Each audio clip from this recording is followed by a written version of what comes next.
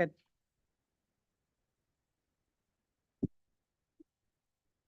All right. Call this October 10th meeting of the Traffic Safety and Parking Commission to order. We'll start with the Pledge of Allegiance. Commissioner Ng, would you lead us in the Pledge of Allegiance, please? I pledge allegiance to the flag of the United States of America and to the republic for which it stands, one nation, under God, indivisible, with liberty and justice for all. Thank you, Commissioner. Ms. Brewer, could we have a roll call, please? Commissioner Couchy, Here. Commissioner Israelit, Here. Commissioner Ng. Here. And Vice Chair Martos. Here. All right, approval of minutes. So the August 8th minutes, I believe we now have a quorum, Israel, Martos, and Ng, yes, to approve those minutes. So my fellow commissioners, do you have a chance to read the minutes from August 8th? And do you have any concerns, changes? If not, I'll accept a motion to approve. I have no corrections or changes. Me either. We want to make a motion? I move that we accept the minutes for August 8th meeting. I'll second that. Okay. So Ms. Brewer, yeah, just the three of us, I think, because we have two that have to abstain, right? Okay. I'll go through the entire. You can, that's fine. They can say abstain. Commissioner Couchy, Abstain. Commissioner Israelit, Approve. Commissioner Ng. Aye. And Vice Chair Martos. Aye. All right, so the minutes approved for August 8th. Now we have August or September, and unfortunately, the three of us that were here that night, there's only two of us here, so I think we have to push those minutes to the next month, right? Yeah, because we don't have A quorum. a quorum to approve. So we'll look for those next month through the Vice Long. Yeah. I just wanted to double check, did the other commissioners happen to watch the Ah, meeting? good point. I was not able to because when I went to watch it, it No hadn't. video. There's also no audio, so. Commissioner Ng, no? Okay, so we'll move those to the next month, approval for the next month. All right. So we'll move on to item 5, public comments. So members of the public may speak on any item not on the agenda. Members of the public wishing to suggest an item for a future commission agenda may do so during this public comment period. The Ralph M. Brown Act, the state local agency open meeting law, prohibits this commission from acting on any matter that's not on the agenda. Speakers are requested to fill out a request to speak card located on the back table and hand it to our staff member, Ms. Brewer. The provision of a name, address, or other identifying information is optional. Speakers are limited to 3 minutes. So we'll start with the yellow cards that I currently have. Jen Faber, did you want to make a comment? I believe mine was for an agenda item. Hillside, got it. Okay. Yeah, there's two that have no Subject. Okay. no agenda items, so I'll go to Samantha French. Thank you, Ms. Faber, for correcting me. Hello, good evening. I'm Samantha French. I live at 1544 Vancouver Avenue. And one of the items or one of the subjects I'd like to talk about tonight is the intersection at Vancouver and Adeline. I've lived there since 2007. It's historically been a very, I'll say, precarious intersection because there's a blind spot. We respectfully request that you conduct an assessment of the intersection there. It's been the site of accidents most recently just a few weeks ago. And near miss accidents really is the things I actually have seen. And certainly plenty of speeders down Adeline, especially when there's events at Mercy. There are 22 children that live on the 1500 block of Vancouver alone who often cross Adeline right there. There are no stop signs, crosswalks, or speed bumps to slow the traffic on the street. 3 of these children are hearing impaired, and those 3 children actually happen to be mine. One of them is deaf, and she wears cochlear implants, but she can only hear about 6-foot radius around her. So when there's a blind spot, she's not going to be able to hear a speeding car coming down Adeline. Let's see. Let's see. I already mentioned the accident that was here a few weeks ago. But I also have a teenager who is going to be learning to driving very soon. She just passed her permit test, and I know Candy Griffin couldn't be here tonight, but I think she'll be writing a letter about this to you.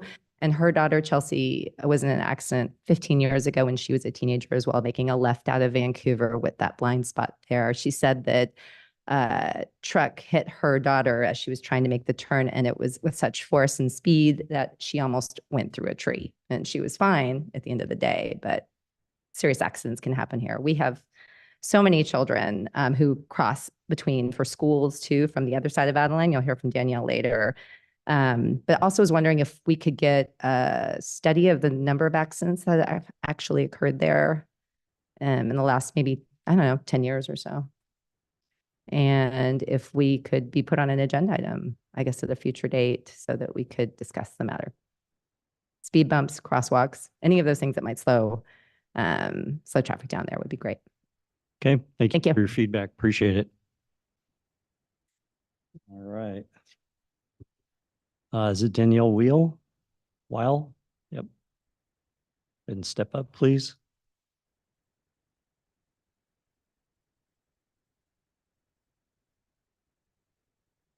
Hi, thank you for letting us talk today about our concerns with Vancouver and Adeline. I've lived on Vancouver and Adeline since 2015, and I'm at 1463 Vancouver. And ever since we've moved there, I've had a concern with that.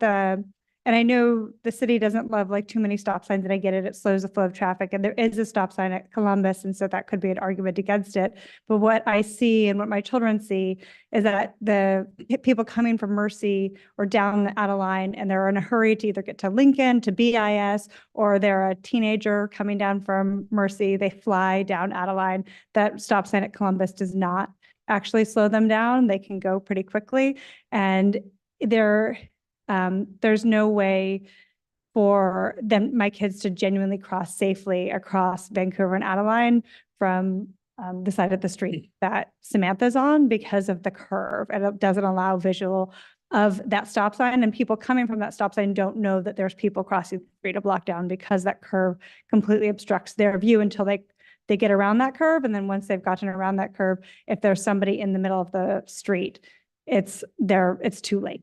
With electric cars and with the change of the noise of the cars, people often don't hear the cars before they're coming. So not being able to see them and not being able to hear them poses a real risk to our kids who are walking the street. And not only does she have 22 kids walking off her street and down, we have a mass of kids walking either towards BIS from kind of the hills and hillside, and they're walking down Adeline, and they're crossing around that area as well. So I would also respectfully request a traffic study. I don't know if we can measure the speed of the cars going down that street, because I could tell you there's a lot of times where I'm like literally putting my hands up to ask drivers to slow down because I'm already in the middle and I didn't see the driver coming. So if there's a way we can effectively try and slow down, do a traffic study, put some speed bumps, put a crosswalk, anything to make that area a little bit safer. Because with the lack of noise from electric cars, the lack of visualization from that curve, and the requirements of the kids to cross that street, it does make it feel quite unsafe. Okay, thank you for your comments. Appreciate it. Thank you. Mm-hmm. Yeah, okay.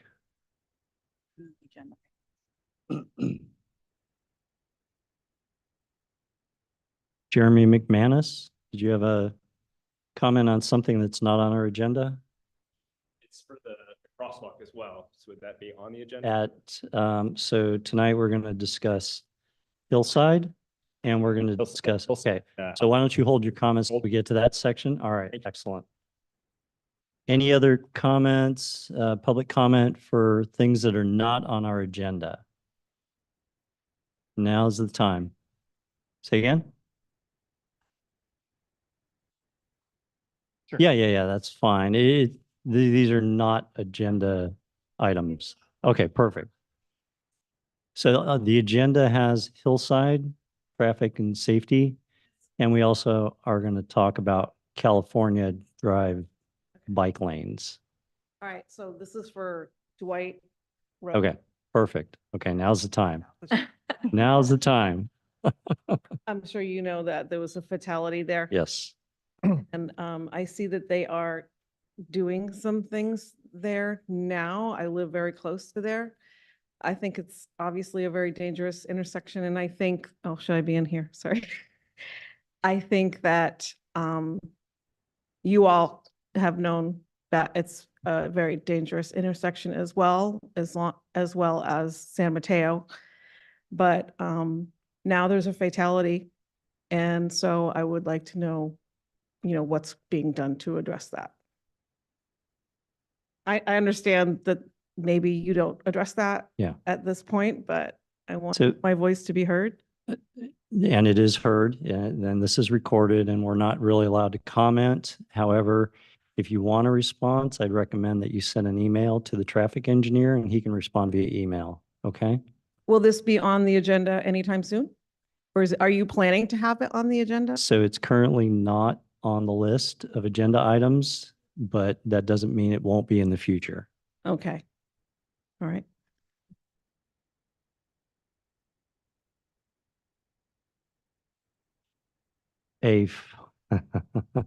Hello. Recognize him? She said, former Commissioner Howard Wetton, former Chair Howard Wetton of the Traffic Safety and Park Commission, and current, what else can I say about you? Current Parks and Rec Commissioner? Is this all coming out of my time? It is. Only Yeah. question. I'm going to try and play you a little bit. Yeah. Mr. Wetton is an attorney, so he can talk for hours. Well, I've yeah. run out of time, enough time. Go ahead. I know better now. Very quickly, I didn't come here to talk about this. I came to listen in on the Hillside piece, but I heard others talking about Adeline, and I thought I would be remiss if I didn't point out a long-standing issue on Adeline at Cortez, just a few blocks down. There's one crosswalk across Adeline on Cortez. It's on the east side of the intersection. There's no crosswalk on the west side of the intersection. It just so happens that nearly all the children on the street live on the west side of the intersection. That's how you cross Adeline to go to Ray Park, how you cross Adeline to go to Lincoln Elementary School, and that's how middle schoolers cross Adeline when they walk through to get to BIS. So it's a very important route to those who are under the age of 14. And the crosswalk is on the side where none of them live. So I've urged this in the past, if the city is going to look at Adeline again, which is what motivated me to get up, I would urge to put another crosswalk on the west side of the intersection. It could help with traffic calming. I will tell you, even crossing that corner as a full-grown adult, no one crosses back to get to the intersection, then get back to the right side of the street. So I crossed not where the crosswalk is. And I can tell you there's always confusion. Cars are pulling up. They think they should be slowing for you in the crosswalk, but you're not in the crosswalk. And it's not a safe condition, and it's a place where there's a lot of children. So I would urge, if we're opening up Adeline and looking at it, I would urge that this be part of it and that the study go down to Cortez. Thank you. All right, appreciate it. Nice seeing everybody. Nice seeing you again. Yeah, public comment for non-agendized items? Sure, step up.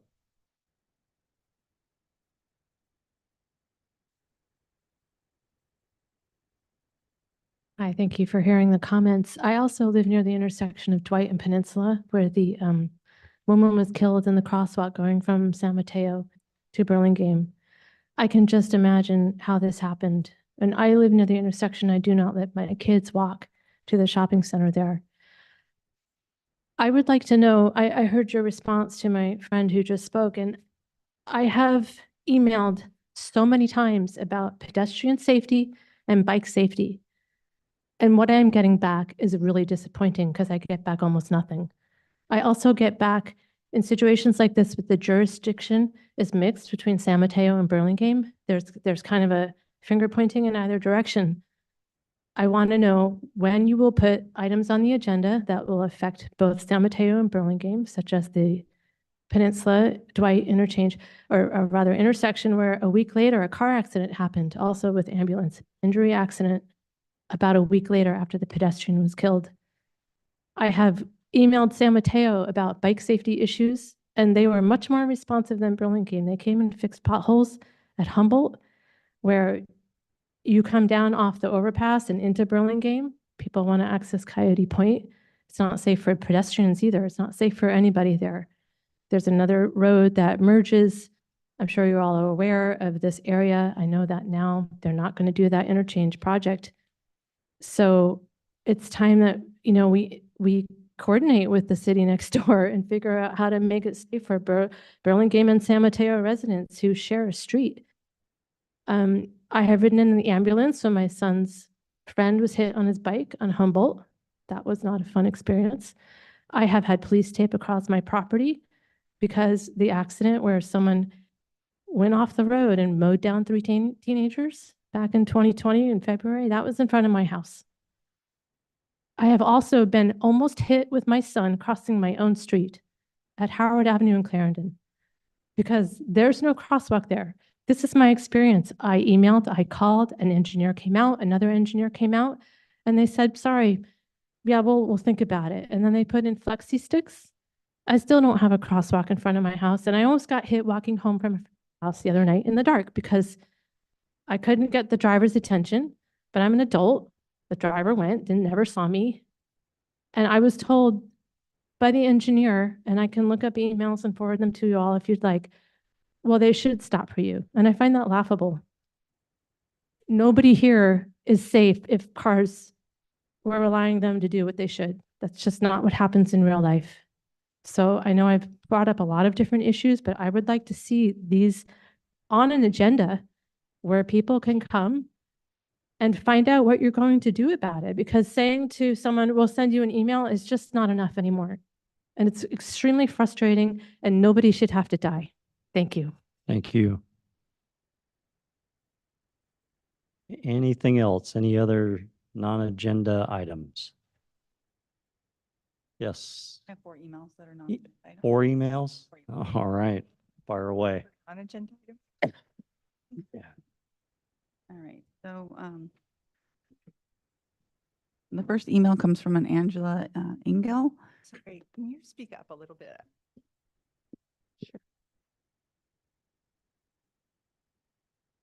It says, for the meeting tonight regarding intersection of North Delaware Street and Peninsula Avenue. This intersection has become a silent danger zone for pedestrians. What should be a simple act of crossing the street has turned into a gamble with life and safety. Too often I see people, young and old, hurriedly stepping back or sprinting across the road to avoid speeding cars that seem oblivious to their right to cross safely. How many more near misses? How many more injuries until we take decisive action? Just recently, our community was shaken by a tragic accident here. It wasn't just another statistic. It was a person, someone's loved one, whose life was cut short because the infrastructure failed them. We cannot let this intersection continue to be a threat, lingering in the back of our minds as we walk our children to Safeway or as our elderly neighbors make their way to immunization appointments at CVS. This is about prioritizing human life over convenience. We need proper lighting, clearer signals, traffic calming measures, and most importantly, enforcement. Pedestrians deserve to feel safe, knowing they can walk their community streets without fear. Let's not wait for the next tragedy to remind us that lives are at stake. Change needs to happen now. The next email comes from Erica Eagle. Is there any chance of considering making the section on Easton Drive near Hoover School a one-way road? As a parent to a child that attends the school, I can tell that cars are always going the wrong way during pickup and drop-off times, and twice now this school year, oversized trucks going the wrong way during pickup times have broken large branches out onto the road, and it is very lucky no one was injured, as there are families walking during that time. Additionally, there's no crosswalk on a stretch of that road between 2814 and 2816 Easton Drive, which forces students to walk out on the main road. Converting this to a one-way road in this short section and additionally adding a sidewalk to 2814 and 2816 Easton Drive would provide better safety for not only students, but as well for families in this area. Would love to discuss more if there is any, or if there's anyone you could direct us to. And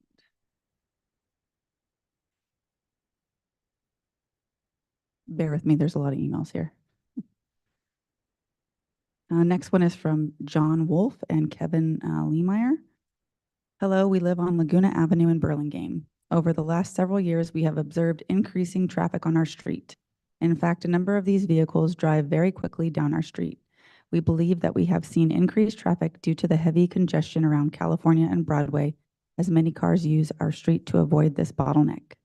This is a very family-oriented neighborhood, like many across Burlingame, with children outside playing catch in the street or riding their bikes or scooters, and we would like to keep it safe. To slow down traffic, we suggest the following changes to be implemented. Place speed bumps on the street. We have seen more and more of these throughout Burlingame's neighborhoods. And 2, create a one-way flow of traffic going north. We thank you for your attention. Let us know how we can be of any help moving forward to address these concerns and enhance public safety on our streets. The last one comes from a Nancy Locke. This is regarding Hillside Circle, not Hillside Drive. To the Traffic Commission, please take up the issue of calming the traffic on Hillside Circle. My husband and I have lived on the circle for 30 years. This street is narrow with limited sightlines.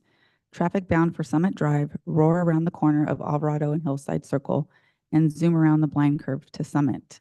There are children walking to school, lots of folks, including elders, using the circle for exercise walks. There are resident children playing basketball along the curb, and there are lots of dog walkers using the street versus the sidewalk. When Hillside Circle was changed to a one-way about 20 years ago, it resulted in a permanent increase in both driving speed and number of cars. Drivers heading down Hillside Drive from 280 to their destinations on Summit and beyond became forced to drive to Alvarado, then drive clockwise around the entirety of the circle to access Summit instead of taking the short distance along the upper portion of the circle. No wonder they drive like they're irritated. Also, because it's a one-way street, there's no oncoming traffic to slow down the drivers. Please consider changes, maybe two-way again with no on-street parking, speed bumps, maybe one way the opposite direction. That's it. That's it? All right, thank you. All right, if there's no further public comment for non-agendized items, I'll close that. Section 5, we'll move on to Section 6, discussion action items, 6A, Hillside Drive Safety and Traffic Calming. Mr. Wong, you have a report for us and a presentation, right? We do. Thank you, Commissioner Martos. Tonight, based on the input we've received from the Traffic Parking Commission Subcommittee, committee for the Hillside Drive corridor, we'll just kind of present this to the neighborhood and just get some feedback regarding their recommendations, as well as I think we talked about last month a little bit that we will also show what staff's feedback was on those same recommendations. So first off, tonight's meeting, we'll present tough to see. We'll make the presentation regarding the committee's recommendations. Again, for the Hillside corridor between Alvarado and El Camino Real. And the goal tonight is to obtain any further commission comments, as well as feedback from the community. So for tonight's meeting, just to point out the outreach, we have had more than we normally, as well as our emails. Over 600 notices were mailed out. And this went from the folks all the way up to Alvarado, on Hillside Drive, up from Alvarado all the way to El Camino. And then 500 feet on each side of the intersection of every one of those side streets got noticed. Not only did we notice the neighborhood, we also contacted folks sent to the principals of BIS, OLA, as well as Hoover to get feedback for their students. And for this meeting, we posted at each intersection 2 signs indicating tonight's meeting. And lastly, it went into, as usual, the city's e-news. So just to orient everyone, starting to the west, we have Alvarado, which is currently an all-way stop. Moving down is Benito, where there are only stop controls on the side street. Same with Montero, Castillo, and Carlos, Columbus, and DeSoto. And now we continue moving to the east. The first all-way stop we have is at Vancouver and Hillside. And then at Bernal and Hillside. And then at Drake, we only have stops on the minor streets. Cabrillo is signalized. Cortez is always stop controlled. And Balboa is stop controlled on the side streets. And then we get to El Camino Real, which is a signalized intersection. So tonight's meeting, the committee consisting of Commissioner Israelit and Commissioner Ng did reconnaissance of the area, walked it, took a look at it, and they have the following recommendations, 4 recommendations. One was reduce the speed limit from 30 miles an hour to 25 miles an hour to be consistent with other residential streets in Burlingame. Big one, currently there are no stop signs on Hillside Boulevard between Alvarado and Vancouver, as we showed earlier. This allows vehicles to accelerate, and when headed downhill on this stretch of the road, the committee recommends adding a stop sign on either Hillside at either Castillo or Carlos Avenue to allow safer crossing for pedestrians or children walking to Hoover or BIS. These stop signs might also introduce brakes for folks trying to get onto Hillside, as the stop signs create gaps for vehicular gaps. There was another recommendation to place a mobile flashing speed limit sign on this stretch of the road to make drivers aware. I did want to point out there is one, but I believe it's down. That's on the over by OLA. And then at this time, the committee does not recommend speed bumps, as they can be a future option as needed. So our feedback, going for the first one about reducing the speed limit. So currently, the city is reviewing our latest speed study. So every between 5 and 10 years, the city has to go through and reestablish our posted speed limits. We are in the process of that now. This is where we go out, we radar it, and the criteria is set forth, and I'll go over that. It's based on the vehicle code. The city does, while we set the speeds, we don't set the criteria. So if we can reduce the speed limits using that process, we will try. However, we will also explore any opportunities in our Vision Zero. If not successful with the engineering and traffic survey process, we will try to use our Vision Zero. There's some ways in there that we can reduce speed limits, but that's another process that Vice Chair Martos is on. Regarding the stop signs between Alvarado and Vancouver, staff, just no different from any stop signs, we'll have to go through what we call stop sign warrant process, where we review different bits of data and then see if a stop sign is warranted there.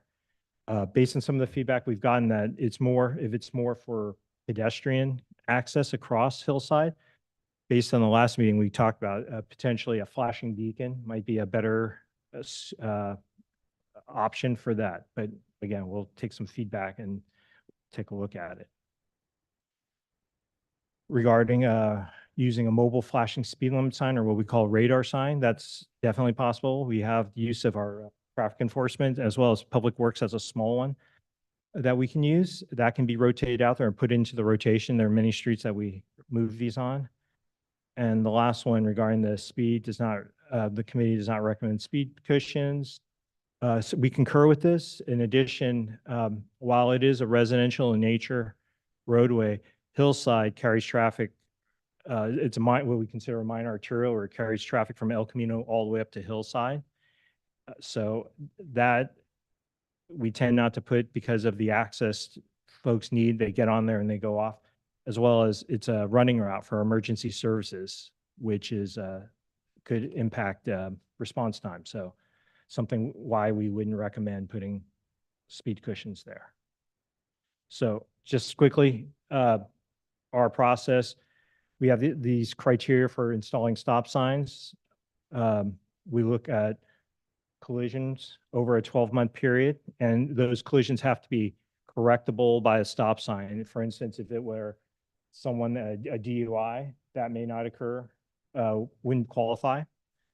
we'd look at the volumes of pedestrians, bikes, and cars over a 8-hour period to see how many folks are using it. And then we look at the approaching speed as well as some other criteria, whether it's a sharp curve, it's on a hill. But the key point is if you install stop signs, the point of the stop signs is to assign right of way at an intersection. Should not be used as a speed control device.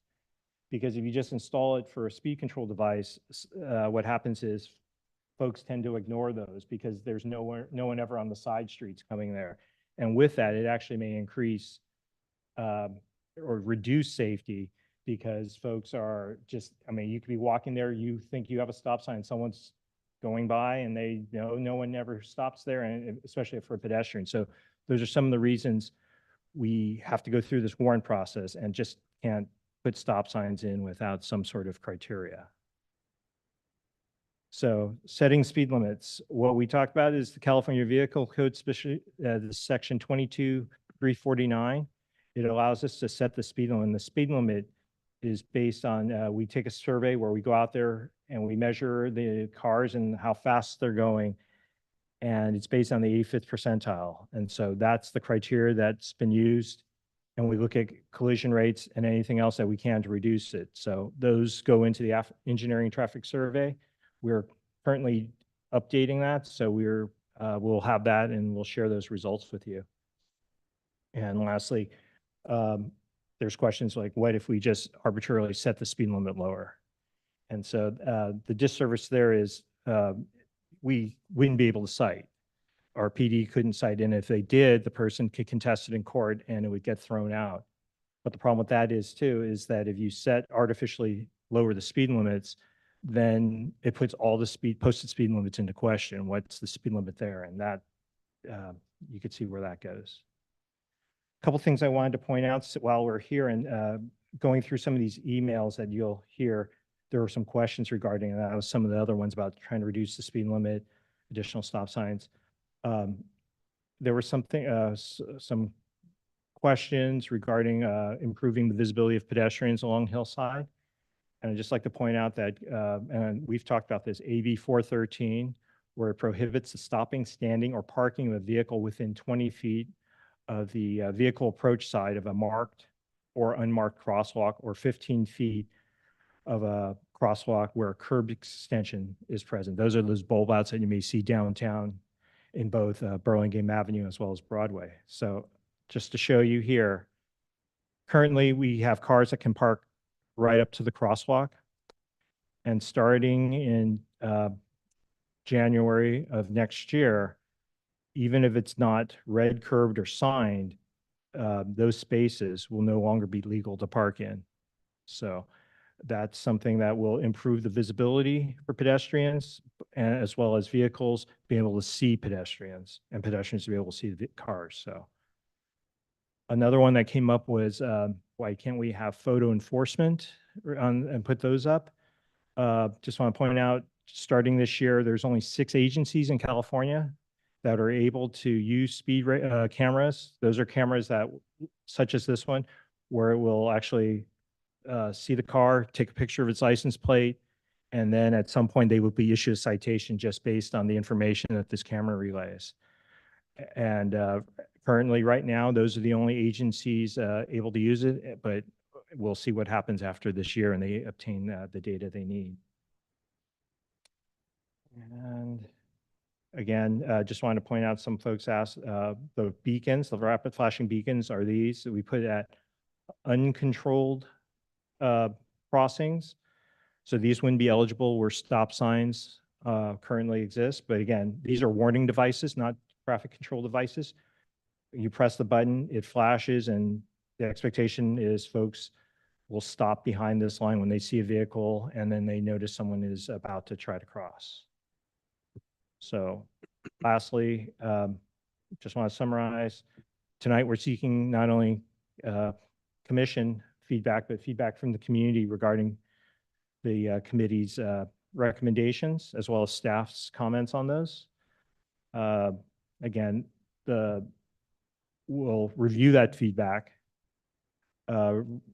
And then the goal is to take it back and then see if we need to do further outreach, or we would install what we can install. A lot of these things don't necessarily require council, with the exception of stop signs, but we can go through it and then review and see what we can do and then what we can have as far as our budget. So with that, I'll turn it back to you. All right, thank you, Mr. Wong. So for the public, the way we're going to proceed, the commission first will ask questions of the traffic engineer about the project. And once the questions are finished, then we'll open it up for public comment, and you're welcome to comment for 3 minutes on this project. And once everyone has had an opportunity to comment, I'll close public comment, and then the commissioners will provide feedback and their recommendations. And Mr. Wong, am I correct that you would like a motion from this commission on how to proceed? Through chair, just if we're clear on the recommendations, if there's support for them, we can look that way. Otherwise, we can go back and then revise with the committee. So Okay. seeing how many of the recommendations are supported by the community. All right, so we'll see how it goes. Okay. Okay, very good. Let's start with questions. Commissioner Couchy? Okay. So I have a handful of questions. We talked about the streets that are providing access to the school. I think it was Castillo and Carlos. Is that the two streets that are providing? Is that where people are walking to get to those schools? Oh, I think that was when, through the chair? Or Or the Mr. traffic engineer should answer. Go ahead. Are you referring to Mr. Wetton's, ex-Commissioner Wetton's comments? No, Okay. it was written in the report. And I was trying to understand if those are the streets that we think the kids are using to walk to school. I missed. Mr. Wong, Through Next, okay, Mr. Wong, can you address that? Sure, through chair. I believe the committee's rationale is between here on the slide. You see Alvarado here to the left, right. and between Alvarado and Vancouver, if you look back on these, there are only stops on the side streets. Hillside is not stop controlled at all until you get to Vancouver. And so I believe, and the committee could correct me, that they were looking for a midpoint to kind of break that up. It's not the direct route to the schools, because Hoover is all the way off the page to the left. And then the other schools are further to the east off of Vancouver and Bernal, where we do have always. Okay. That's correct.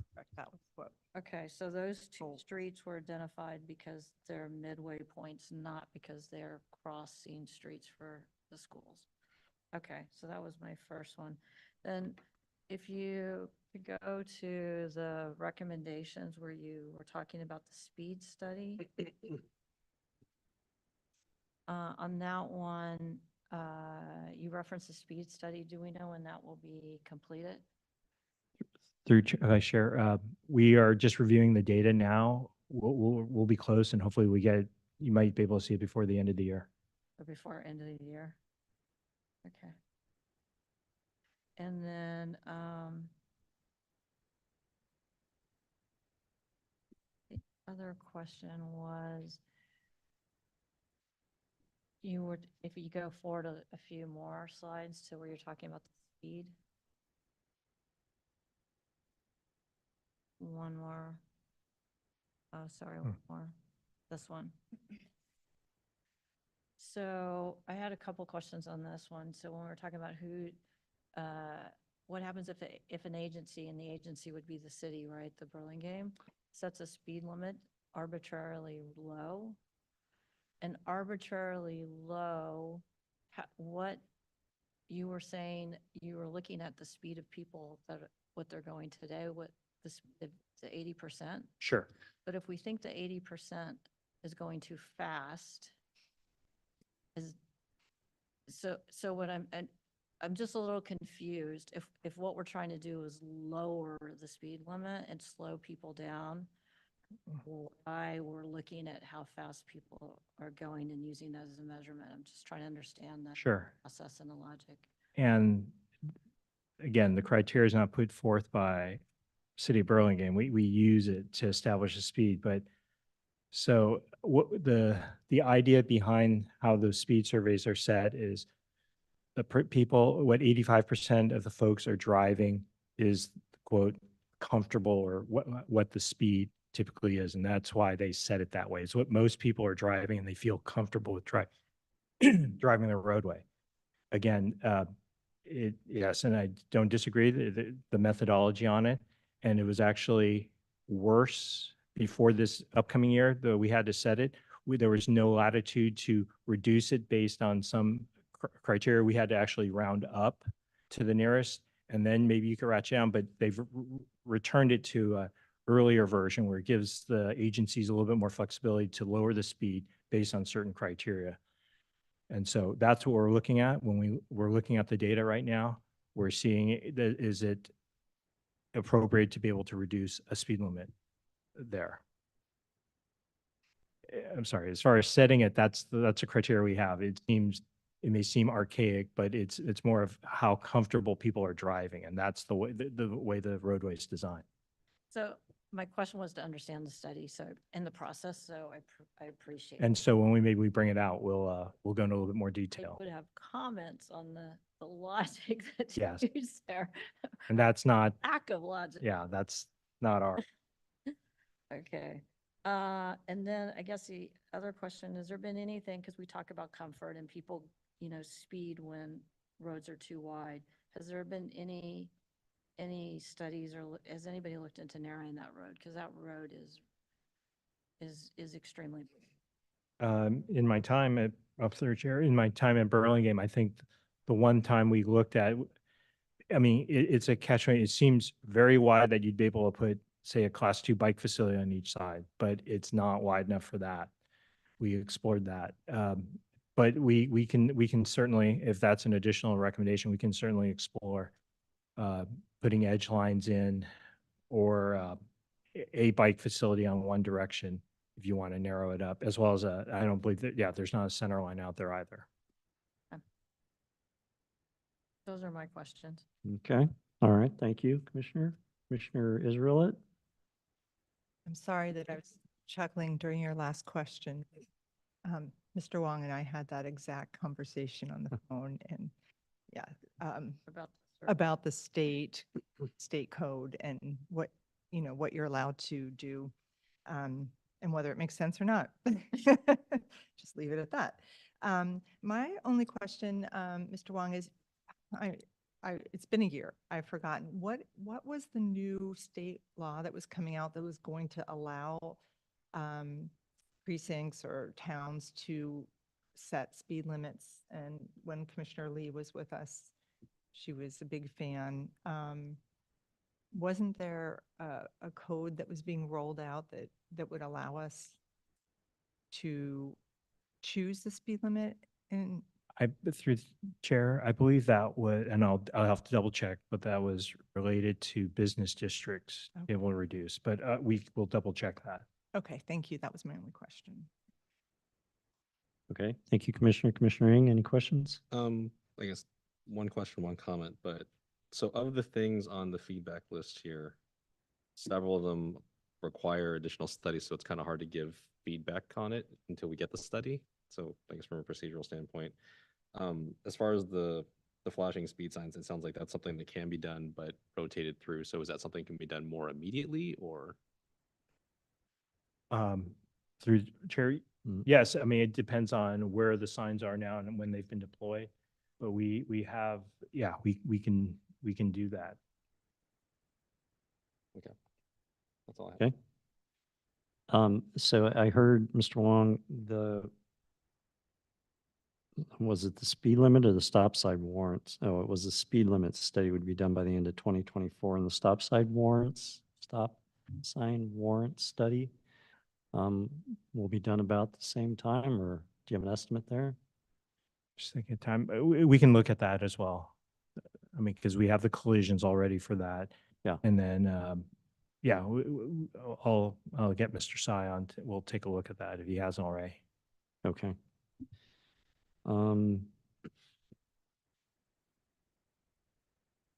And how much thought has been done into narrowing that street one way or another? I mean, I heard some ideas, but have you all really looked at it carefully, or is that something that might require extra study as well? We'd look at it, but Yeah. I mean, we're not changing any of the characteristics like number of Yeah. lanes or anything like that. It's capacity, Right. more of, yeah, just how it looks, right? We'd have to have it laid out. Okay, I have a thought, but I'll hold it till we get to the commissioner's comments. Okay, so with that, we'll finish with our questioning, and we can go to the public now for public comment on this item. I have a couple of cards here. If you haven't filled out a card, now's a good time to do it, or you could step up without a card. So let's go back to Jen Faber.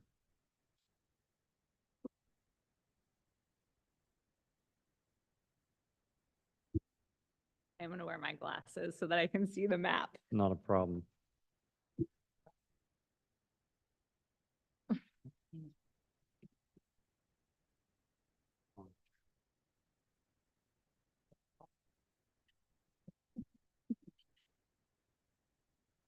Hang on, Jen. Okay, all right, go ahead. Thank you. Hi, thanks for accepting comment tonight. I'm Jen Faber. I interestingly have a driveway on Hillside Circle, so use Hillside as a corridor a lot, but our address is on Easton. During the school year, I would say that people doing the one-way loop by Hoover tend to stop at the stop sign at Montero and take a left to get back to Hillside instead of traveling all the way down Easton. So in my drive here tonight, I have a stick shift car and put myself in neutral to see what the roll would be like down from Alvarado down. And going down, you accelerate quite rapidly between kind of Alvarado to Benito to Montero, and you kind of reach maximum speed at, I would say, really the 3rd Street, which is Castillo. Wait, no, Carlos. So, Castillo. So I would propose, instead of waiting to put the stop sign all the way at Carlos, that you would look at Montero or Castillo as the possible stop sign. Montero might be better because that's where a lot of cars tend to make a left off of Easton and then make a right back onto Hillside. And then sometimes they make a left. And the other complication of the Montero space is making a left. Cars are now flying because they've come from Alvarado and gone by Benito, and they're at Montero and they're kind of reaching max speed. And by the time you get to Carlos, interestingly, you're kind of flattening out and you nearly have to accelerate to achieve even 20 miles to 25 miles an hour. But you really can reach 30 miles an hour very easily without gas going from Alvarado to Montero. All my children ride their bikes to school to BIS down Hillside. And so the stop sign at Bernal has been amazing right below Vancouver. I don't think we should have too many stop signs, because in driving around with my elderly mother recently, it was very confusing having too many signs everywhere. So that was one other takeaway. And I think actually having the space for parking will help a lot in the visibility. So if you do add a stop sign, I would suggest doing it a little further up, kind of on the hill versus waiting until Carlos. Okay, thank you. One Go- last go comment, ahead. sorry, is Yeah. I do think if you're going to change the speed limit, you should also inform yourselves of the speed limit of the upper part of Hillside, because I think that goes together. Okay, very good. Thank you. Thank you. Appreciate it. All right. So Jeremy McManus, I think, yep, I had your card next. Good evening. I'm on 2505 Adeline. My concern is the stop sign at Alvarado and Hillside. I was walking across to Hoover with my son the other day, and we've been there for a few weeks. And we were about halfway through when a white SUV ran the stop sign. And so I had to actually like physically grab him. He was on his bike. and we were probably within about a foot or two of her front wheel. So I realized if I hadn't been there, we might be reading about it in the paper. So I felt like I should come. I mean, I looked at some stuff, you know, using ChatGPT to get some ideas. I mean, I don't have a lot of great ones, but, you know, it's just kind of seeing like, what are some possible stuff we could check out. Road dieting was an idea. So I don't know if there's a way to like narrow that area. There's already a stop sign there, right? 19 to 47% effective Federal Highway Administration. High visibility crosswalk. I mean, it seems pretty visible to me, but I don't know if there's an option of putting the light either on the crosswalk or on the stop sign itself. Curb extension, bulb out. So that would be another possibility coming from either side, right? Because she ran it at the stop sign and we're halfway through. So I don't know if that would have slowed things down a little bit there. And then the other one would be like I think they call it an island, pedestrian refuge island, which reduced pedestrian crashes by up to 56% FHWA. So I don't know if that would be an option right there, where there's like a little green walking man sign right there in that center, which is basically where it ran, right, where she ran, because we're here, car runs, and the sign's right there. So I just thought maybe an island would be a possibility.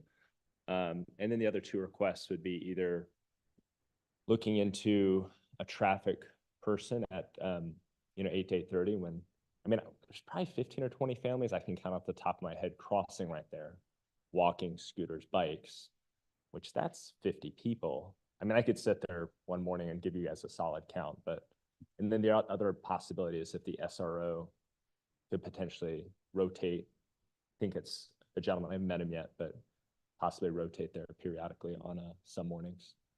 That's all I've got. Thanks so much. Okay, appreciate it. Thank you. All right, next card I have RL. Yeah, pronounce your name for me when you come up to the podium, please. It's pronounced Ara. Ara. Yes, Okay. Tellurian, sorry. And my handwriting's not much better. I'm a doctor, No problem. wrote out prescriptions and stuff. All right. So I live on the corner of Hillside and Benito. I understand this traffic study is going to come out. One of the questions I'd like it to answer is who are the drivers that are that are not stopping at crosswalks or driving too fast? Are these locals like myself, or are these just people passing by? The reason is that some of the stop signs that have been added onto Hillside and other speed impediments, as a person that lives there, I find frustrating because I don't necessarily think I'm one of the bad apples that are causing these issues.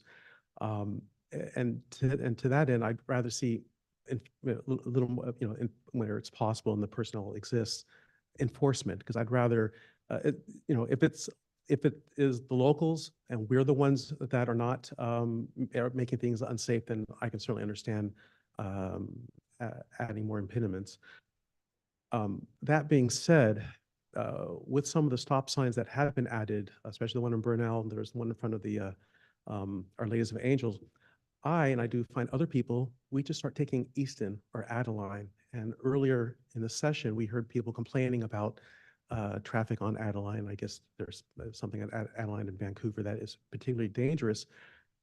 We're going to just spread the problem. So instead of being able to enforce whatever's on Adeline, the more impediments, we're just going to, I find myself, I just avoid Hillside at all costs now because it's just so many stop signs. There's people are driving, slow, and not that driving slow is a bad thing. It's just that you just want to be able to drive normally and get where you want to go. East and Adeline provide a better avenue to take.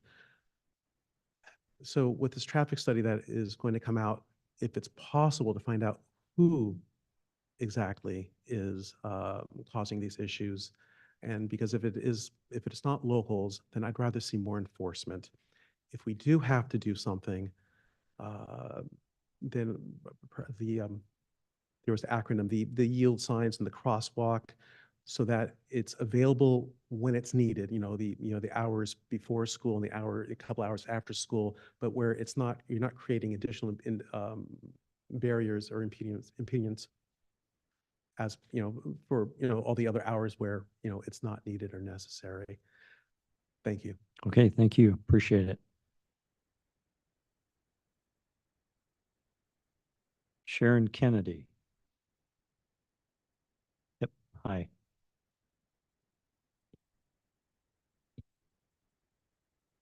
Hi.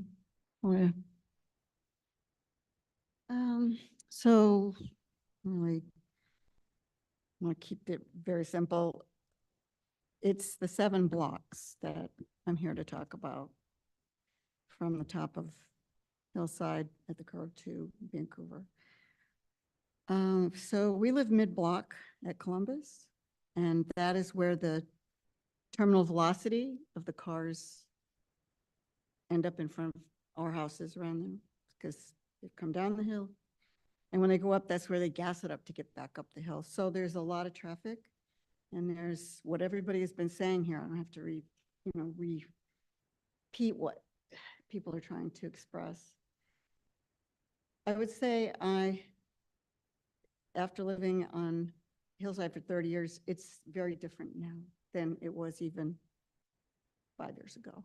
The traffic is heavier, but the drivers have changed. Aggressive, passing, a couple of sideshows, which is okay, there's not that many, but a lot of aggressive driving. People can't get out of their driveways. It's just, we're in the way of somebody. And I don't think there are neighbors, but I don't know if this has been parsed out. Do we know who these, where all the cars are coming from? Because the neighborhood has not been built up that much. So I'm imagining they're coming off 280. The other thing is that, people have animals. I've had 2 cats get killed. My neighbor had the dog get killed because it's just an uncontrolled quarter mile of traffic. And anybody, when they're a kid, raced the quarter mile with their car, it's quite, that's a good length of road for a car to speed. The other thing I wanted to mention is that, we moved from San Francisco. I lived on Park Presidio Boulevard. I was used to traffic. And everybody knows the traffic's different now. So I really think a measurement to not try to mitigate this, because it's been tried. We've had the signs up, battery operated, look out, you're going too fast. There's still one on Adeline that has been dead for years. It's still sitting there on the dolly. And what you can't, without a police officer being there, that would do it. People aren't going to do it. They're in a hurry. They're going somewhere, and they're usually going probably to 101. So they're trying to get to work. So I'm not really sure. I've been trying to figure out, should I write a letter? What is there a group? It's a very short period of, it's a very short quarter mile. We could do this better and stop this from happening. Okay, thank you. Appreciate it. Jennifer Johnson.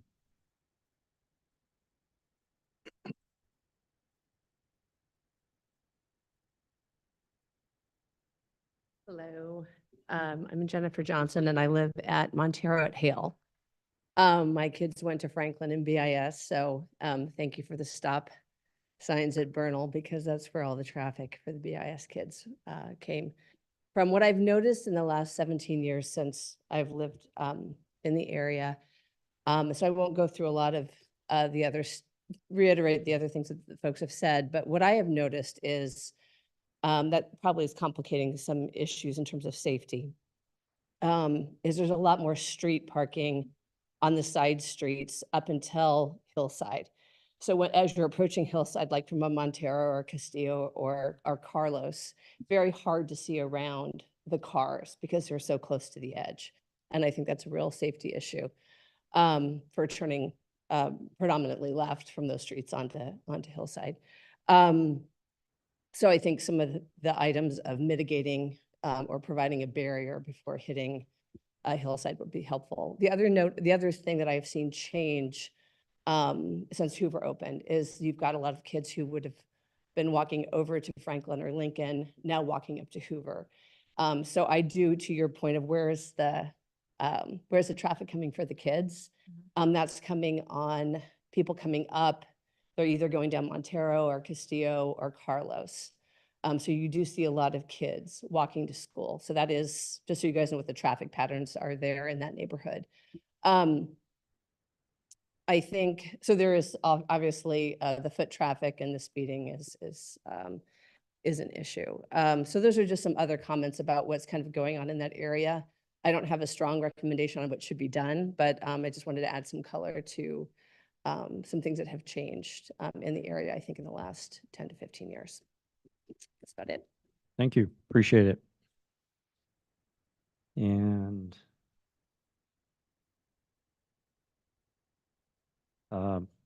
is it Pam DeLauro? Paul DeLauro. Missed a U there. Okay. And Sorry. and an L. Yeah, or penmanship. Yeah, Paul DeLauro, I live on Easton Drive. And first of all, I want to thank you for putting this on the agenda. I've emailed several times to talk about the issue of Hillside between Alvarado and Vancouver. I think it is a glaring issue that there are no stop signs or any impediments during that stretch, especially given, as others have said, the pedestrian traffic from going to Hoover and also going to BIS from the opposite side. And definitely those streets along the middle there are traversed extensively in order to cross Hillside. But currently without any stop signs or anything to prevent vehicle traffic. So appreciate you putting on. I want to say I'm strongly in favor of a stop sign over a beacon. And that's because many of the people crossing over are on their bikes. And if you're on a bike, it's much less convenient to get off the bike, go over, press a button, and have then the beacon flash. If you're walking, that's reasonably convenient. But if you're on a bike, it's less likely that people are going to do that. And therefore, the beacon wouldn't serve the intended purpose. So I'm strongly in favor of a stop sign. I also want to say I'm in favor, as Jen Faber suggested earlier, of a stop sign closer to Alvarado. I'd recommend like Castillo instead of Carlos, because that's then it's only a couple of blocks as people are coming downhill, and they wouldn't have as much opportunity to pick up speed before they get to Carlos. It's also kind of a midpoint, and we would get people crossing over in a middle point between the two, between Vancouver and Alvarado. I also like to say that the speeding sign with the active feedback on what people are, how quickly people are driving, that seems nice. It's necessary, but it wouldn't be sufficient. I don't think that would really have the intended impact of slowing people down and preventing accidents and decreasing the risk considerably. So those are my comments. I just encourage you to take action as quickly as possible. There are a lot of kids going back and forth every day. Even waiting till the end of the year for completion of a study seems a bit long. So I would encourage very quick action on this. All right, thank you. Appreciate it. Are there any other comments on this item? I'll get to you in just a moment. Any other public comment? If not, Ms. Brewer, I'm sure we have some emails. I have 15 emails to read. How many? I have 15 emails to read. 15? 5. Oh, goodness. So bear with me. Okay. Anybody have a score of the Niner game? Because we're not going to see the end of it. Nope. All right, Ms. Brewer. Okay, so first email comes from Carly Mullane. We live on Montero Avenue and cross Hillside Drive as pedestrians every weekday morning to walk our kindergartner to school at Hoover. It always feels like we are playing a game of Frogger as we wait for a lull in traffic and race across, holding our 5-year-old son's hand while pushing our 1-year-old daughter in her stroller. We appreciate that traffic calming improvements are being considered for this corridor, as we can attest something is needed to help. We like the idea of a crosswalk with flashing lights, but out of the 3 options officially being presented and discussed, we prefer the always stop over the reduced speed limit and additional driver feedback signs, as it is the most clear and direct solution. Thank you for the much needed attention to this issue. Like I cleared out part of the. I mean, yeah, if you had said 2. Keeping track. 1. Next email comes from Randy Vanderbrink. I understand that you are considering adding stop signs between Alvarado and Vancouver on Hillside Drive. I would like to oppose the addition of the stop signs for the reason that I do not believe that they are effective. I live on Alvarado across from the traffic island on Hillside, and from my house, I have visibility of 6 stop signs in less than 1 block. A number of those signs were added when Hoover was reopened as a school. The stop signs are absolutely ignored, mainly because of Burlingame not enforcing violations. I watched traffic for the last several days from 8 to 9 a.m. Each day I watched during that time frame how the first 50 cars handled the 4 stop signs that I can see from my front window. On average, out of 50 cars, 5 to 8 fully stop. Those that do stop before continuing usually do so because they have cross traffic or pedestrians already in the crosswalk. A total of 3 drivers over 2 days fully stopped when there were no cars or pedestrians during the school morning hours. I believe crosswalks with electronic lights or a stoplight with the double red lights, like on El Camino Real in Millbrae, would be more effective and less disruptive to Hillside. The crossing Hillside issue is really a 2-hour problem related to kids going to and from school. Please do not impose 24-hour restrictions to solve what is mainly a 2-hour problem. Also, Burlingame writes tickets for the existing stop signs, and speeding, nothing will change.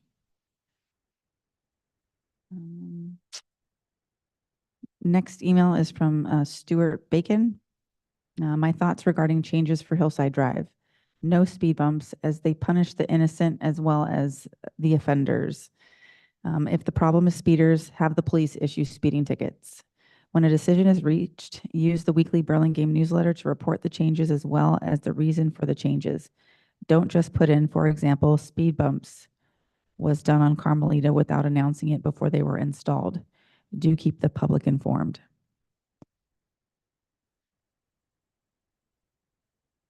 Next email is from Nancy Locke. Regarding Traffic Commission's proposals to calm traffic on Hillside Drive by lowering speed limit to 25 miles per hour and adding new stop sign at either Cabrillo or Carlos.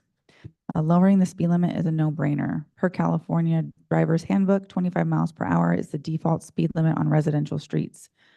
It should always have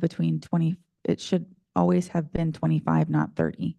However, a lower speed limit is likely to slow drivers on this arrow straight clear sight line street. Drivers don't obey the 25 miles per hour speed limit on the upper part of Hillside Drive, which is curvy and has numerous limited sight lines. While driving the current 30 miles per hour speed on Hillside Drive, both my husband and I have had other drivers roar around us. Good luck finding a solution to calm the aggressive drivers. Additional stop signs anywhere along the stretch between Vancouver and Alvarado will likely help, but only minimally. Besides, the stop-go operation of gasoline engines produces more emissions than steady speeds. A more creative solution may be needed. What about obstructions in the middle of the intersection, such as the circular mini gardens used in San Mateo at El Dorado and 5th Avenue? I'm not a fan of speed bumps, but I believe they work somewhat. Please do not ever consider those outsized bumps that are on Carmelita. Electronic signs alerting drivers to their speed will only help while they're in place. They won't achieve a permanent change in driving behavior. Next email from Sammy On. As a mother of 2 school-age kids and a former teacher, I appreciate the desire and need for children's safety. That is why the recent installation of the stop signs at Bernal and Alvarado makes sense. However, a potential 4-way stop in between Alvarado and Vancouver does not make sense, nor seem warranted versus other measures that can be taken instead. I would like to suggest that in addition to a traffic study and a reduction of the speed limit on Hillside, data should also be obtained as to how many Hoover students would actually use the new 4-way stop sign en route to school. Hoover's school boundary only extends as far east to Columbus Avenue and as far north to Adeline Drive. This is essentially only 6 blocks in total for the area in consideration. And if a stop sign was placed too far east, a student would conceivably not want to walk even 1 block out of the way versus using the stop signs already at Alvarado. That section of Hillside Drive is really wide and a straight thoroughfare with great visibility. Could a pedestrian sign with a crosswalk be better utilized by all in the neighborhood, just like the ones in place near the other schools in Burlingame? Thank you for the time and consideration.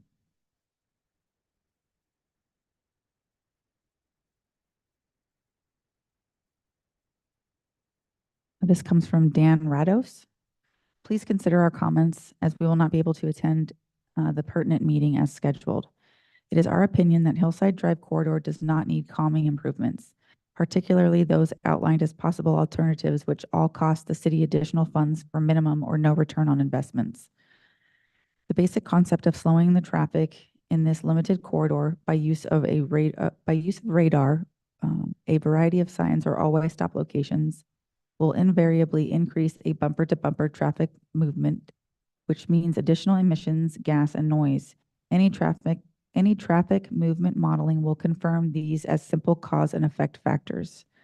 In addition, traffic slowing tools will unquestionably motivate some drivers to seek alternate routes, specifically Easton Drive in the south and Adeline in the north.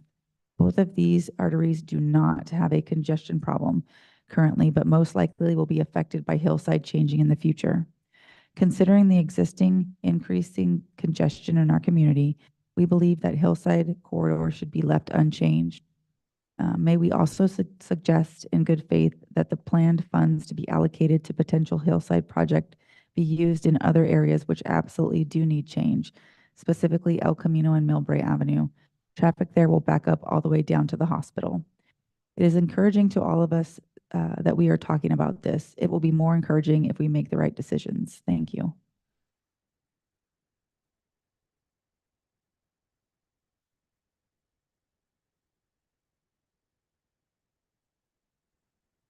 Next email is from Lauren Motamedi.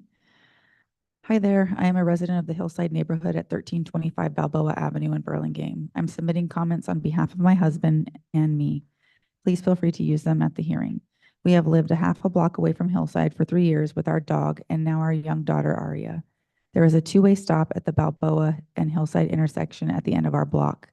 The visibility of oncoming traffic is challenging and traffic drives quickly, making this intersection dangerous for our family. We've had 4 guests of our family mention to us that they felt the intersection was unsafe for the community when they visited the neighborhood. We are strong advocates of adding stop signs to all intersections of Hillside Drive, including ours. Thank you. Next email is from John McDonald. Before you add any further stop locations on Hillside Drive, please begin policing the current stop locations, particularly at Alvarado Avenue, Vancouver Avenue, and the new stop sign at Bernal. Drivers fly through these intersections, endangering school kids and other pedestrians. My friend's daughter was hit by a driver at the Alvarado Avenue stop last year and seriously injured. I jog Hillside every other day and have had several near misses from drivers running these stop signs. They are dangerous, yet I haven't seen any policing at these intersections in the past 2 years. Adding more stop signs is misguided without policing. Pedestrian safety will be at serious risk. I support other more effective ways to slow drivers, like the speed bumps recently added to Carmelita Avenue. I jog Carmelita every other day. The speed bumps work well and I feel safer. Next email is from Laura McDonald. I am unable to attend the Traffic Commission meeting on October 9th related to traffic calming improvements along the Hillside corridor, as I will be attending a nonprofit fundraiser the same evening. Therefore, I would like to submit my written comments about the traffic issues in our neighborhood. I reside at 1420 Vancouver Avenue. I jog in the neighborhood 3 to 4 mornings per week on and around the Hillside corridor. During my jobs, I find myself, or during my, assuming she means during my jogs, I find myself feeling uneasy and constantly being on the defensive for unsafe drivers. It is quite unsafe and unnerving to be a pedestrian around these named streets neighborhood, particularly during the morning rush hour school drop-off. I am not exaggerating when I state that at least once per day when I jog, but often 2 to 3 times during a given 30-minute run, I am cut off by drivers at an intersection crosswalks who do not look both ways before entering the crosswalk or intersection, who often roll through stop signs and who speed. Sometimes the drivers see me just before they are rolling through the crosswalk and still do not stop for me as the pedestrian. These are also drivers veering into the bike lane over the white lines on Hillside just above Alvarado, going near the fire station on that stretch of Hillside. I am on constant alert when I am out running in the mornings, particularly on weekdays. And although my children are college aged and beyond, I worry about the safety of other children that are going to and from school in our neighborhood, along with every other pedestrian. I think reducing the speed limit could help to a minor degree. I do not think that adding stop signs at every intersection will solve the safety issues for pedestrians. I think the only major deterrent for drivers speeding, rolling through stop signs and cutting off pedestrians would have to be more police patrolling in the area and distribution of traffic violations on a regular basis to the offenders. Since I witnessed so many cars rolling through stop signs, the only impact that I anticipate the added stop signs having is to slow the speed of the cars. But there will still be safety concerns for pedestrians and bikers due to the drivers not following the law of fully stopping at stop signs and giving pedestrians the right of way they are legally entitled to. I do think about how unsafe so many drivers are out there on the roads across our state. Having more regular PSAs may be an additional consideration. Having regular campaigns in our city about driver and pedestrian safety and educate the consequences of not complying with the laws. The other is to mandate in this state that anyone moving to the state who needs to obtain a California driver's license must go through driver's training. I believe there are other states that may require this, even if the individual previously had a driver's license in another state. Thank you for taking my comments into consideration. It is a topic that impacts me on a regular basis in my neighborhood. Next email is from Bill Schmid. I am in favor of keeping the speed limit at 30 miles per hour with no increase or decrease. I'm against adding any additional stop signs or signals on Hillside Drive between Alvarado Avenue and El Camino Real. Next email is from Claudia Flores. My name is Claudia Flores. My husband and I live on the southwest side of Hillside and El Camino. We have lived on this corner for approximately 20 years. In that time, we have witnessed countless accidents. To name a few, two pedestrians were hit by a vehicle and one of them died. A vehicle ended up on our lawn, nearly hitting the corner of our home. A pedestrian was on the corner, and only because he heard the honking did he jump out of the way. I've assisted a mother and two toddlers when her vehicle was hit. A middle schooler was hit while riding their bike. These are not exceptions, but the norm. The lucky ones are the countless near misses of pedestrians crossing El Camino on all four corners, northbound vehicles turning west on Hillside, southbound vehicles turning west on Hillside, and vehicles going east on Hillside turning north or south on El Camino. We constantly hear the honking and yelling because drivers are angry at safer drivers not running the lights or allowing pedestrians to cross the street. We've also heard pedestrians screaming because cars are about to hit them. People blocking our driveway is a minor inconvenience, but becomes intolerable when there are numerous vehicles rushing through this dangerous intersection just to make the light. When backing out, we always employ extreme caution. For our safety, we always take Balboa northbound and turn east on Hillside to our home. The stop sign installed at the corner of Cortez and Hillside only serves as an optional stop sign. This is where we witness countless vehicles using the stop sign as a mere suggestion. Vehicles merely tap their brakes to rush to the El Camino light. We've been honked at because we are turning into our garage not fast enough for those quick stop sign drivers. Lastly, the number of accidents on this dangerous corner prompted us to install cameras. We've seen big box cars hit the pedestrian walk signs, random vehicles rushing on El Camino on rainy days, spinning out of control, etc. Let's not forget the big 4x4s and expensive sports cars using Hillside as a racetrack, evident by the tire marks on Hillside. Thank you.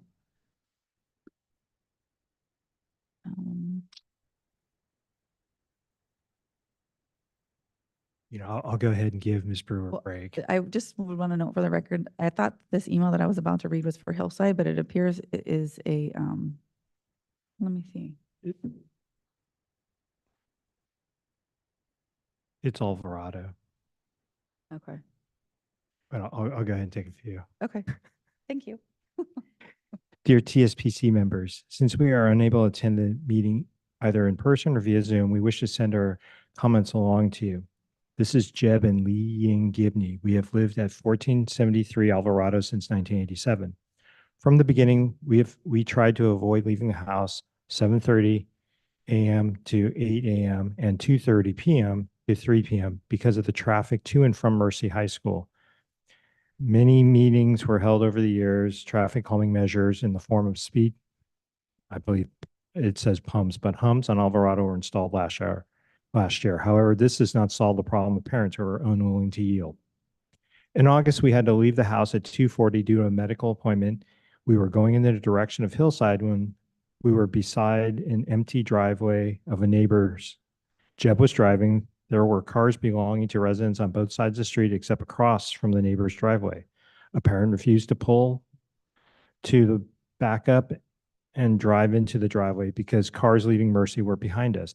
After 5 minutes, the parent got out of his car, banged on the driver's side window forcefully 10 times and asked Jeb to get the F out of the car so they could settle this man to man. By then, the driver behind us, a student, got out of her car and asked him to pull to the side and let us pass. He told the student, okay, got in his car, took his phone out, took pictures of Jeb from the front and side and picture of our car with our license plate. Then he bellowed that he would look us up and come after us. He pulled to the side, left his car door open, and we, including students behind us, were able to cautiously go by him. I did take a picture of his car and license plate while this was going on. We reported the incident to the police. They looked up his address and spoke to him. I also talked to the principal of Mercy High School, and she talked to the parent. Apparently, a jogger had witnessed this and already reported her to her safety officer. The jogger indicated that the parent seemed to be in law enforcement. This is all well and good, but once the student graduates from Mercy, who's to say that the parent is not going to come after us as he promised? This is a heck of a way to live on Alvarado in fear. I have heard that one of the streets near Lincoln Elementary has been made one way during pickup and drop-off hours. Someone told me that these discussions have been held to make Alvarado one way, but that the resulting overflow to Benito caused protests from the residents of Benito. We are hoping you can come up with a solution once and for all. Best, Lee and Gibney. The next one is from Brian Ben. Dear Commissioners, last evening as I was walking along Hillside, a car raced down at highway speed. My guess it was going over 65 miles an hour. We live near Hillside Drive and routinely see and hear cars roaring along and often need to wait considerable amount of time before attempting to cross on foot. We would like the commission to consider the following. 1, make the road narrower for cars, a road diet, by creating a protected bike path between parked cars and the sidewalk on one side or the other. The road appears wide enough to do that, and it would likely slow drivers down. I support posting a lower speed limit, but my observation is that drivers simply ignore the current limit and would likely continue to ignore it. Posting radar signs may work briefly, but these do not appear to have any lasting impact. 2, add a 4-way stop at every block or two with painted crosswalks. This is essential for safety. Very few drivers stop for pedestrians, especially in unpainted crosswalks at intersections. 3, make it clear that large vehicles, SUVs, pickups, construction vehicles, debris boxes, and other obstructions to sight lines may not park or be placed within a certain distance from each intersection for visibility and safety for all. Thank you for your attention to this important issue. Brian Ben. The next one, Patricia Urbina. She says, it's interesting that people don't fully stop at stop signs anymore in Hillside or Grove where I live. More speed bumps on Hillside would help? Question. Automatic cameras to take photos and send tickets would be best. Patricia Urbina.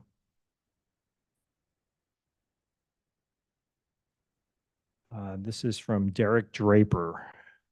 Hello, I understand there is a meeting coming up next week to discuss and gather feedback regarding calming improvements options for Hillside Drive between Alvarado and El Camino.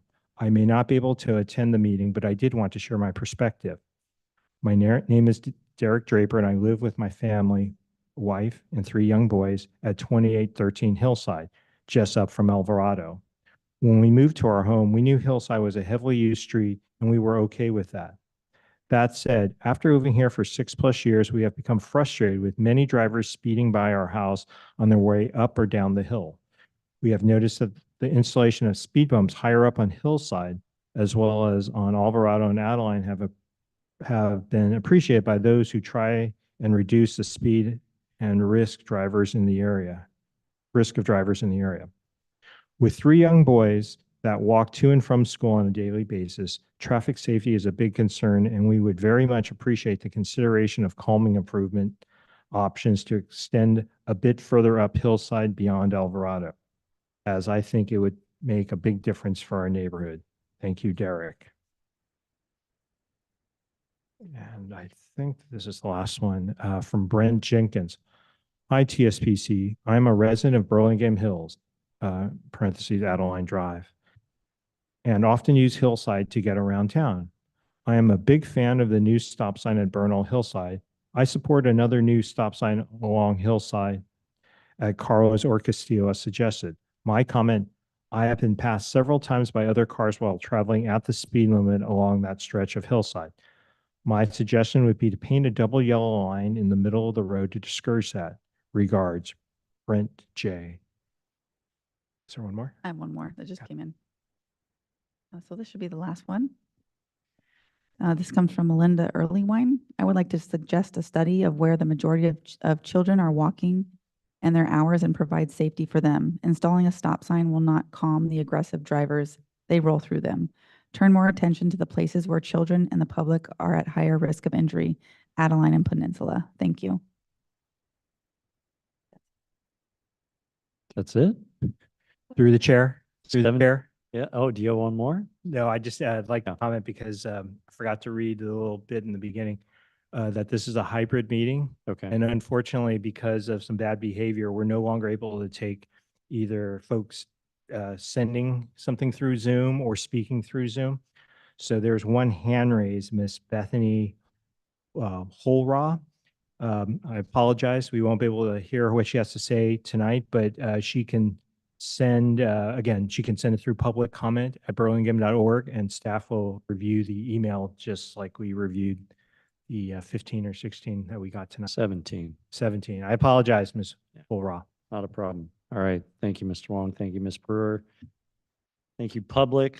A lot of feedback. Appreciate it very much. All right. If there's no other public comment, close public comment, and we'll go to commissioners' comments. Why don't we start to my right this time? Commissioner Ing. So, I mean, first off, I would say thank you to the community for providing tons of feedback. I think clearly it's a hot button topic, and it's good to have a lot of perspectives on it. So the more that people contribute, the more that we can weigh those different perspectives.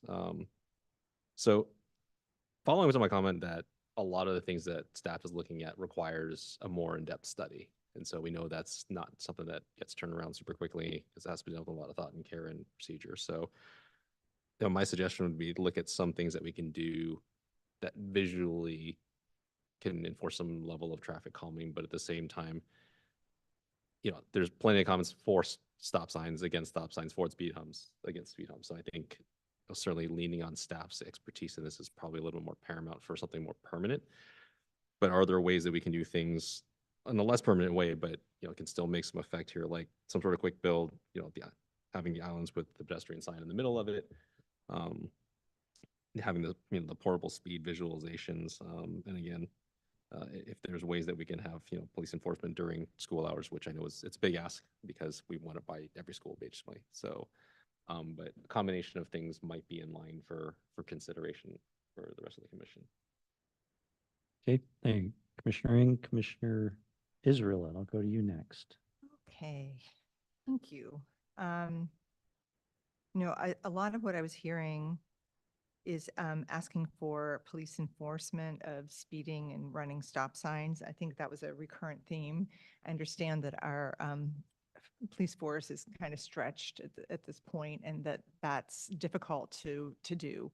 I just want to just emphasize that you were heard. We hear you. It's just that at this point, it might not be something that we can do a lot of.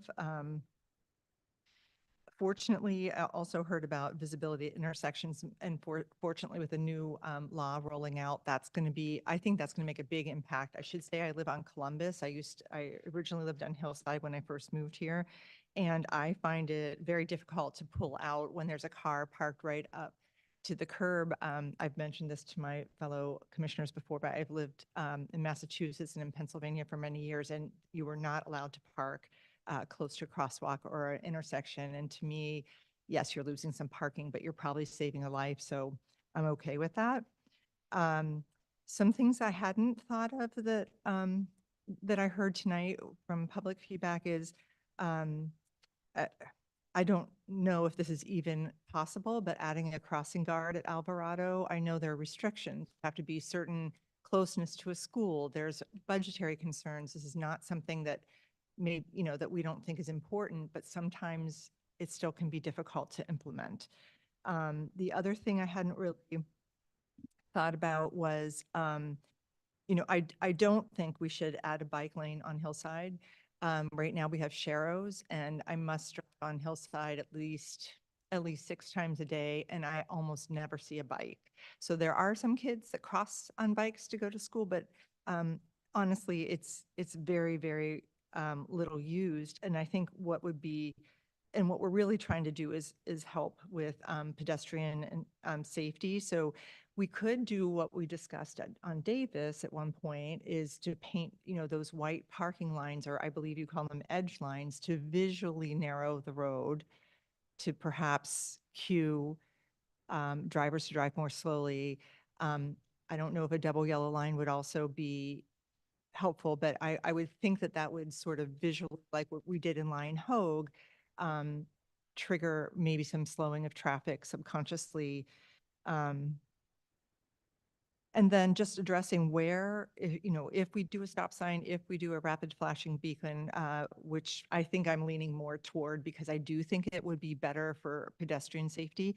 I heard one person comment that it should be higher up where this hill is steeper, but actually I still feel strongly that it should go at Castillo or Carlos for 2 reasons. One is cars also stop at the Vancouver and Hillside stop sign, and then rev it up and fly up. And you can even see black tire marks on that block because of this.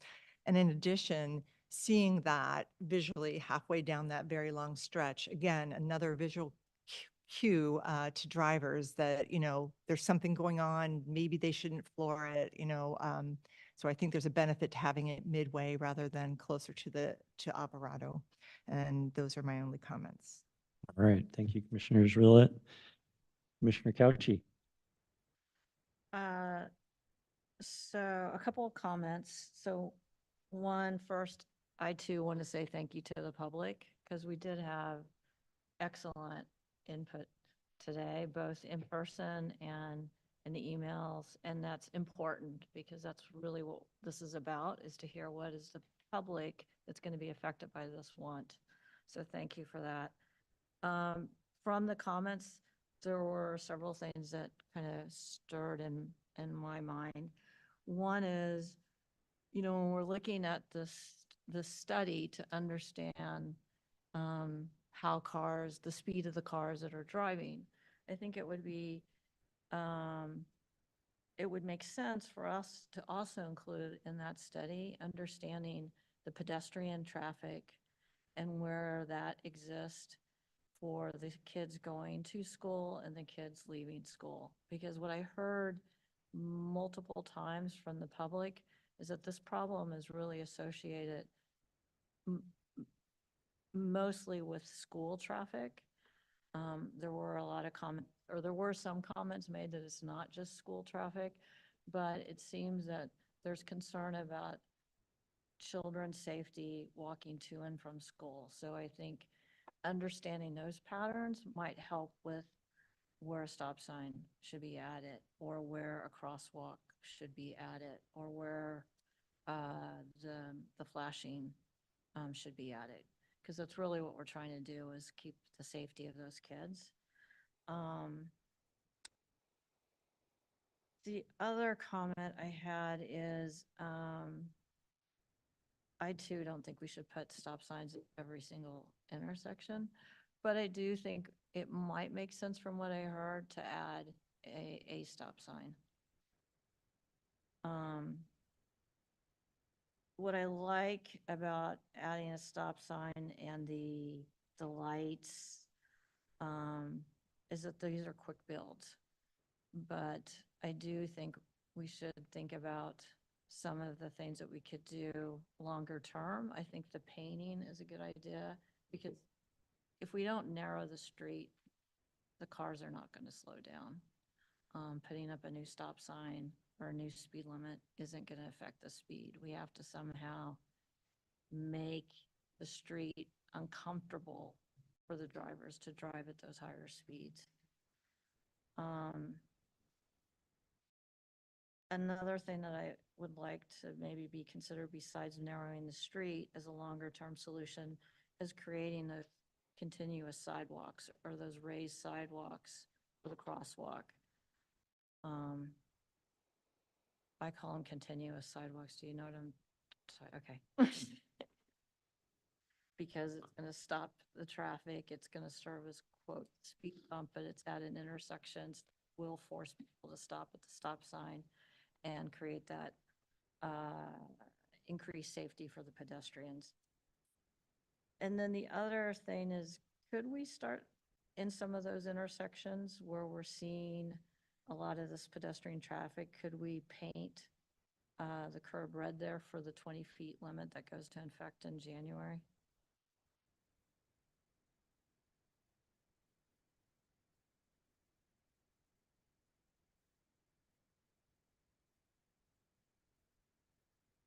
And I believe that's all my comments. Thank you, Commissioner. All right, Mr. Wong.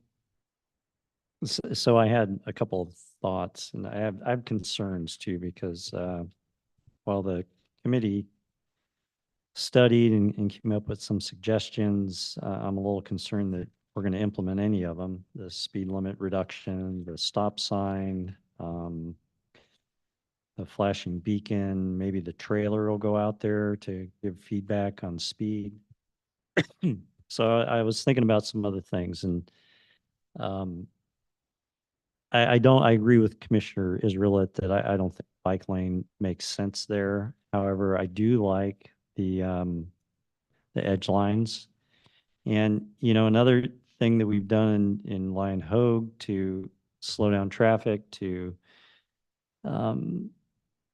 we used edge lines, but we also put traffic circles. You know, we had those mini circles at specific intersections to slow things down. The one thought that I really heard Mr. I think McMahon did his due diligence and went to Chat GPT and came up with some good ideas. And one thought that I had that he also had was bulb outs at intersections. As we pinch the lane down because of bulb outs at the intersections to make the crosswalk a little narrower, I think that forces people to slow down a little bit. So that would benefit in two ways. It makes the crosswalk shorter, but I also believe that it'll slow down traffic when it reaches those intersections. So, you know, we can start with paint on some of these things. You know, hardscape is the ultimate. If we want to, if we believe that that'll work. I like the rapid flashing beacon at Castillo. I think that's a good idea as well. And then I didn't hear a response to Commissioner Couchy's question about AB 413. Are those curbs going to be painted red? Or are we just going to assume that people know they can't park 20 feet within an intersection? So red curbing, I think, is going to help a lot for visibility there, especially if we create bulb outs at specific intersections to kind of pinch the lane down a little bit, but also shorten the crosswalk as well. I think those will help. And, you know, if I mean, I'd love to lower the speed limit. I don't know that that's going to help. 5 miles an hour, people are still going to drive 10 miles over whatever it is, or 15 or whatever.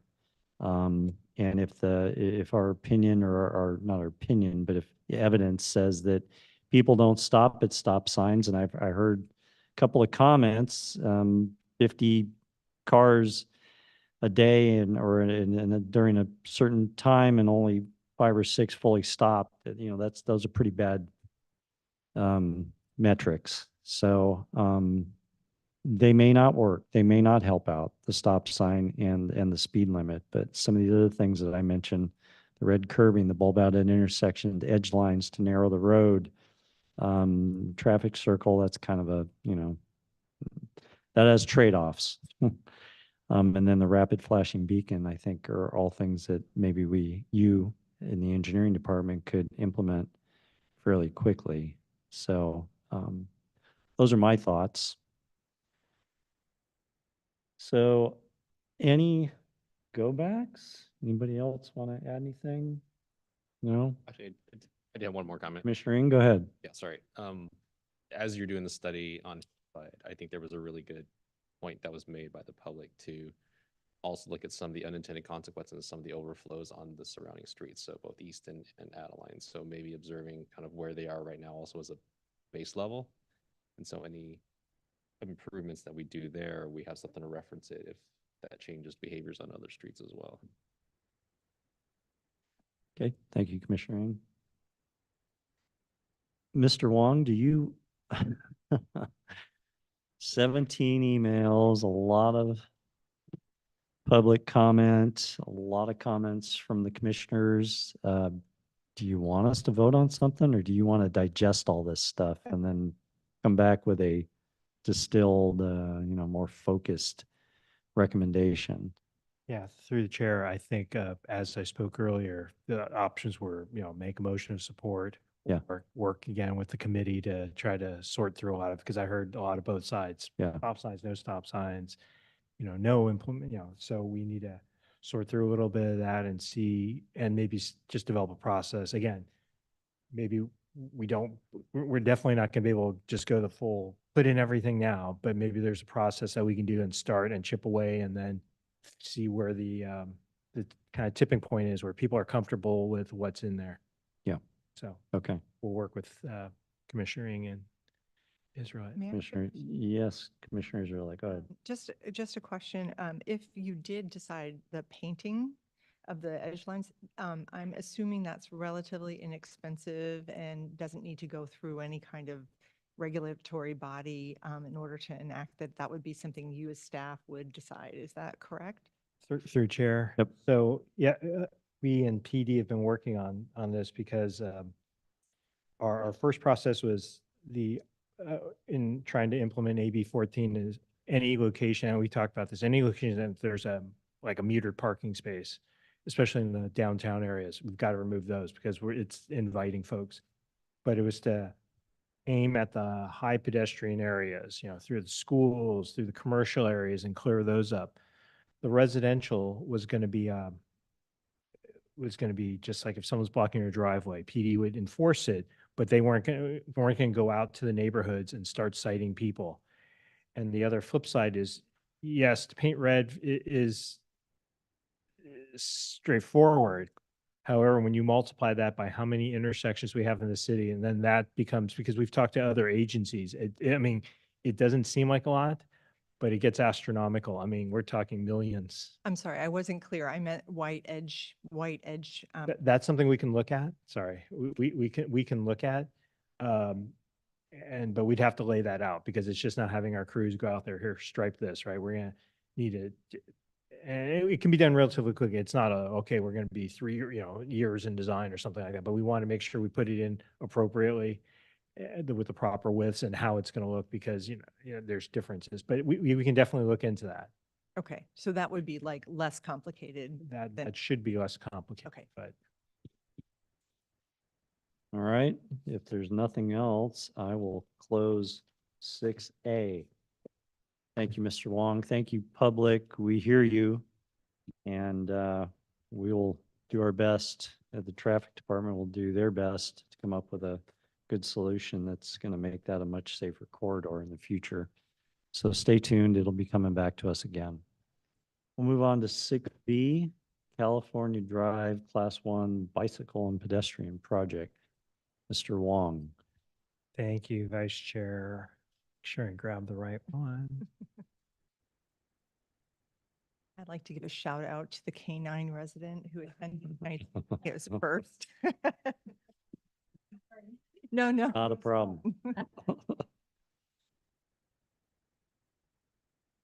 Sorry, I seem to have lost my presentation.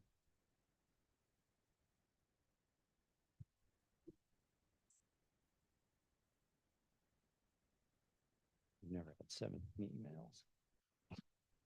And a lot of people show up. That was a good turnout.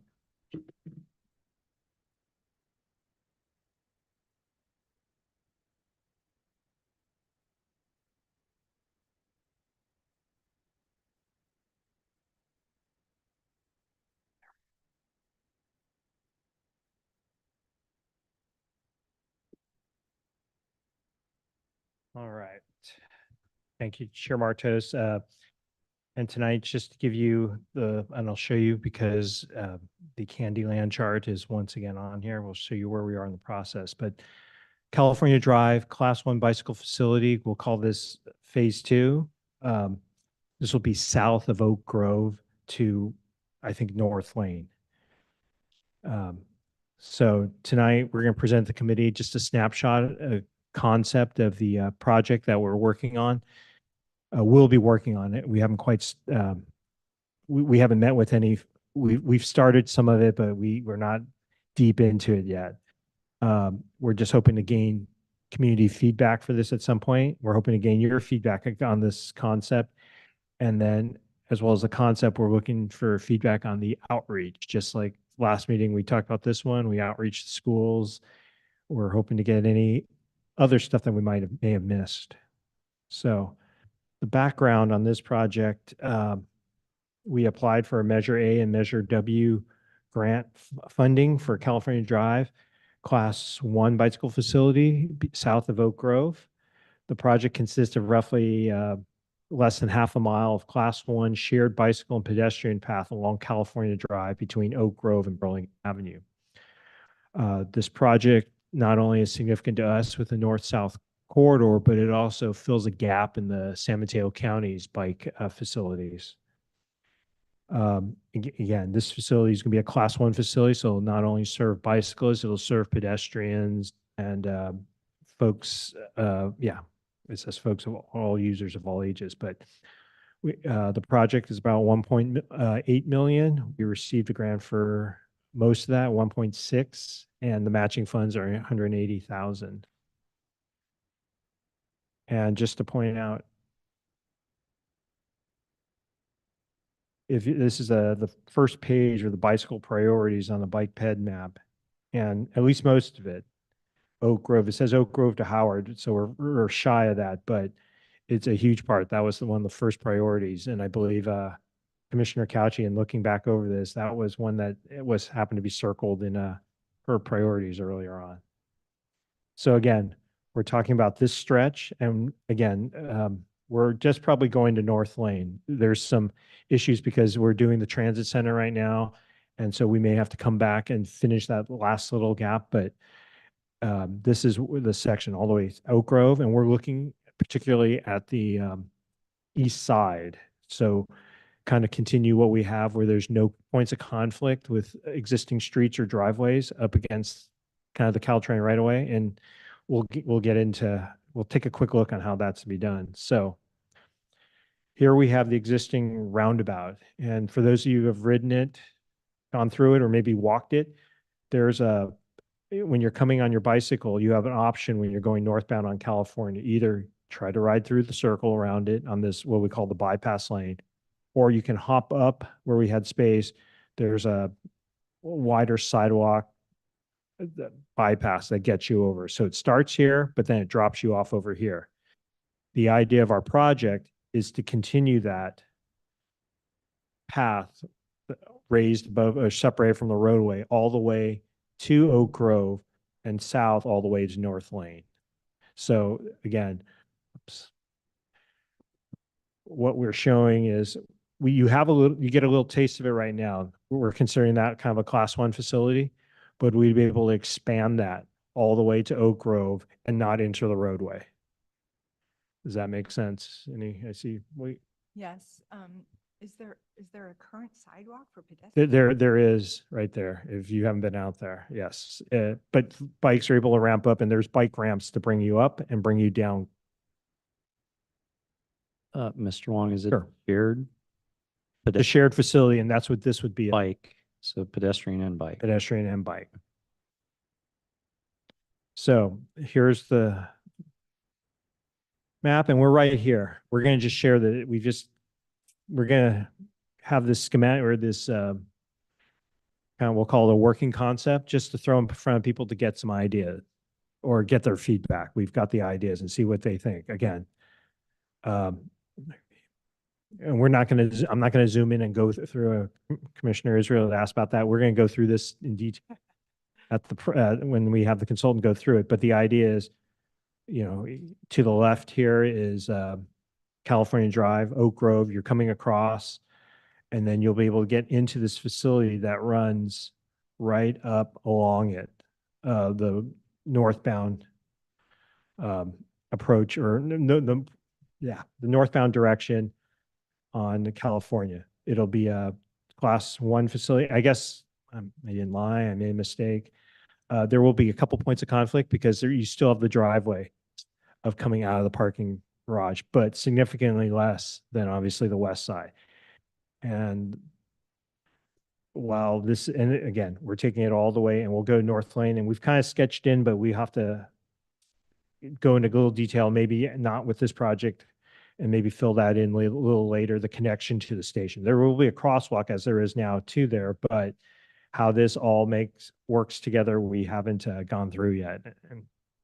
But while we are not removing any on-street parking, something to consider, within the lot, there may be some parking loss within this lot in order to achieve that, because in order to put this facility in, we're going to have to push back some of the parking, and you can see trying to clear out some space. So again, and we're working with the PUC who owns this, but we use it. We're working with them, and we've just had a meeting, I think even today, just to kind of get preliminary and explain to them what we're doing. Excuse me, what is the PUC? Sorry, the California Public Utilities Commission. They actually own a lot of this over here. So the goal is we'll show it again, but the parking impacts won't impact any on-street parking. We're not touching anything on the west side. But just to put it out there, that will be something that we will have to talk about as well. So the outreach. Can we go back just real quick? Sure. Sorry. You said it's going till North Lane. What is, The donut shop. Shop. Everyone knows it by. There's the Okay. gates are there for the Caltrain. There's a crossing. Okay, so that's where it's going to. Yeah. Donut Lane. And then is this going to be a little bit wider than the existing one, since it's going to be also pedestrian, or is it going to be the same? And, that detail may be on here. It should be consistent. It should be 10 feet wide. So I believe that's wider than what's out there. But Then Oak Grove to Broadway, it'll be a little bit wider than what's there. I'm sorry, I can't recall the width. It should be, where is that 5 or 6 that we use there? But it should be close to that. If it's not that width, it'll be 2 feet less. Because the minimum class 1 facility is 5 feet for a bike lane for each direction, or walking path for each direction, and then a bit of shoulder. But again, what we're dealing with here, one of the constraints is the more we push, the wider we make it, the more parking we lose, or potentially we have to go back into the street and change things. So we're trying to get it in and trying to have minimal impact. So it's not, it's only, it seems like a lot, 1.8 million, but once we start having to get into the road and redoing curbs, it goes up. So we're working with the design team to try to fit in there without changing too much. But again, that'll be comments we'll get. We'll take more comments when we have that public meeting.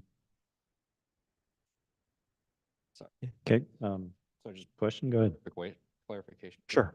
40 spots that you're taking away.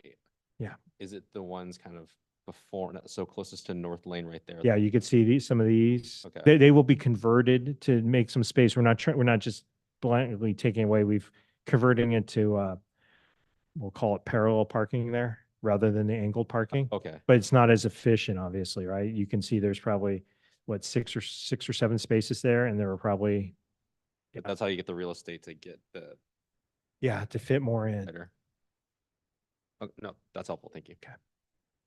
Are we asking questions yet? or- When you. Oh, sorry, I'll finish up. Let's, It's only a couple. I mean, this is kind of informal, but why don't you go ahead and finish, Mr. Wong, and then, Sure. yeah, we'll ask you questions. Again, for this project, we'll send out notices to all the business owners and property owners along this stretch.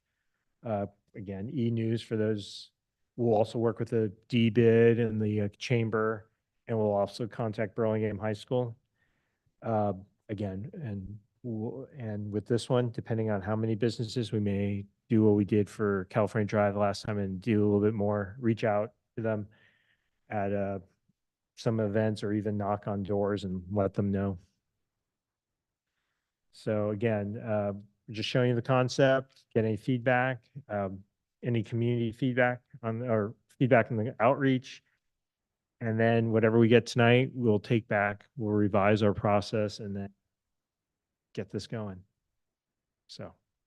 All right. Thank you, Mr. Wong. Okay, commissioners, questions?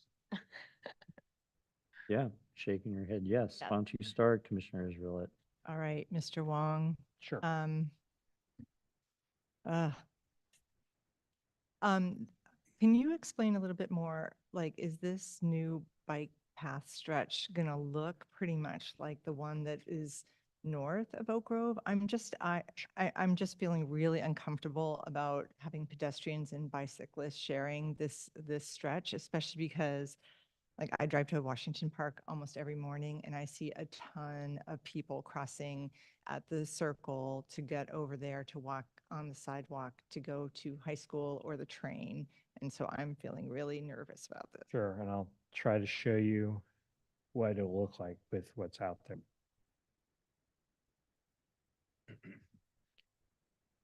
See if we can do that.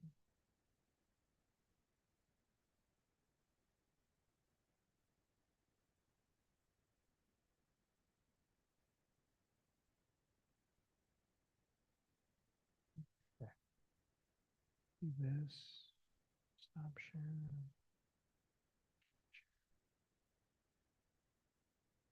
So it'll be, yes, it'll be wider than this. But this is the type of path that we have. So no separation between bicycles and pedestrians. No, they were going to be sharing the space. There's By making it wider. there too. Yeah, with and we will, Pedestrians. and we've worked through some of that with, on California. So we have what we can do there. But yes, it's going to be a mixed space, but it'll be wider than this. So we're not, it'll be wider than, you know, the paths in, I believe so, in the Washington Park where, yeah. So there'll be space for the bikes, should be space for bikes to go past, you know, folks walking. But not like two bikes that pass each other, No, well, and two bikes should be able to pass each. but not with the pedestrian. Well, it just depends how many pedestrians, right? It'll be, I mean, it'll be similar spacing to what happens out on the Bay Trail.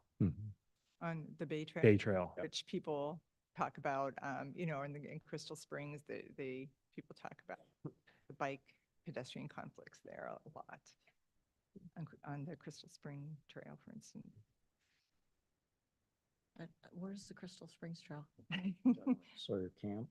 Sawyer Camp. Oh, Sawyer Camp. Yeah. Just because I've ridden that but the benefit here, like with Sawyer Camp, it's also more difficult because it is very circuitous, right? You're going around trees and this is better line of sight through it. It's a straight section for less than half a mile, but just the difference, subtle difference. I'm not saying that there's another great solution. No. But thank you. That's some of the input we were looking for. So Okay, Commissioner Couchy? I do have a question. Thank you. So, north of Oak Grove, one of the things that was accomplished was a road diet and slowing down the traffic. It looks like we're not going to do a road diet on south of Oak Grove, and I'm just curious why, because I know when I drive on that street, you see how everything speeds up the minute you get past of Oak Grove. Through chair. Mhm. And, well, since I have this up, when we first looked at the roundabout project, we analyzed that. If it could be, we could do a road diet through there. However, it was a capacity concern about queuing. Like if all of a sudden, if there were a train, how far back would it queue up, or vice versa? We didn't want it to queue up and impact what happens at Oak Grove. So when we did the analysis, way back then, it showed that if we were to do that, we'd get some backup. And so not wanting to make something worse, especially given the proximity of the train, the 2-lane facility was there. But conversely, if you notice there's the bends in it, whatever, you've got to go around the circle. That adds to the traffic calming. I mean, yeah, it's tough to speed having to go through there, especially when there are other cars I mean, we'll talk about folks yielding or not yielding, but in theory, folks are supposed to slow down, right? If there's a car in there, I mean, again, it's people's behavior. I mean, we could design everything, but if they don't pay attention to the stop sign, I mean, we're kind of at a loss. Could we do the traffic calming between the traffic circle and Oak Grove? I mean, take away the lane, right, between the traffic circle and Oak Grove?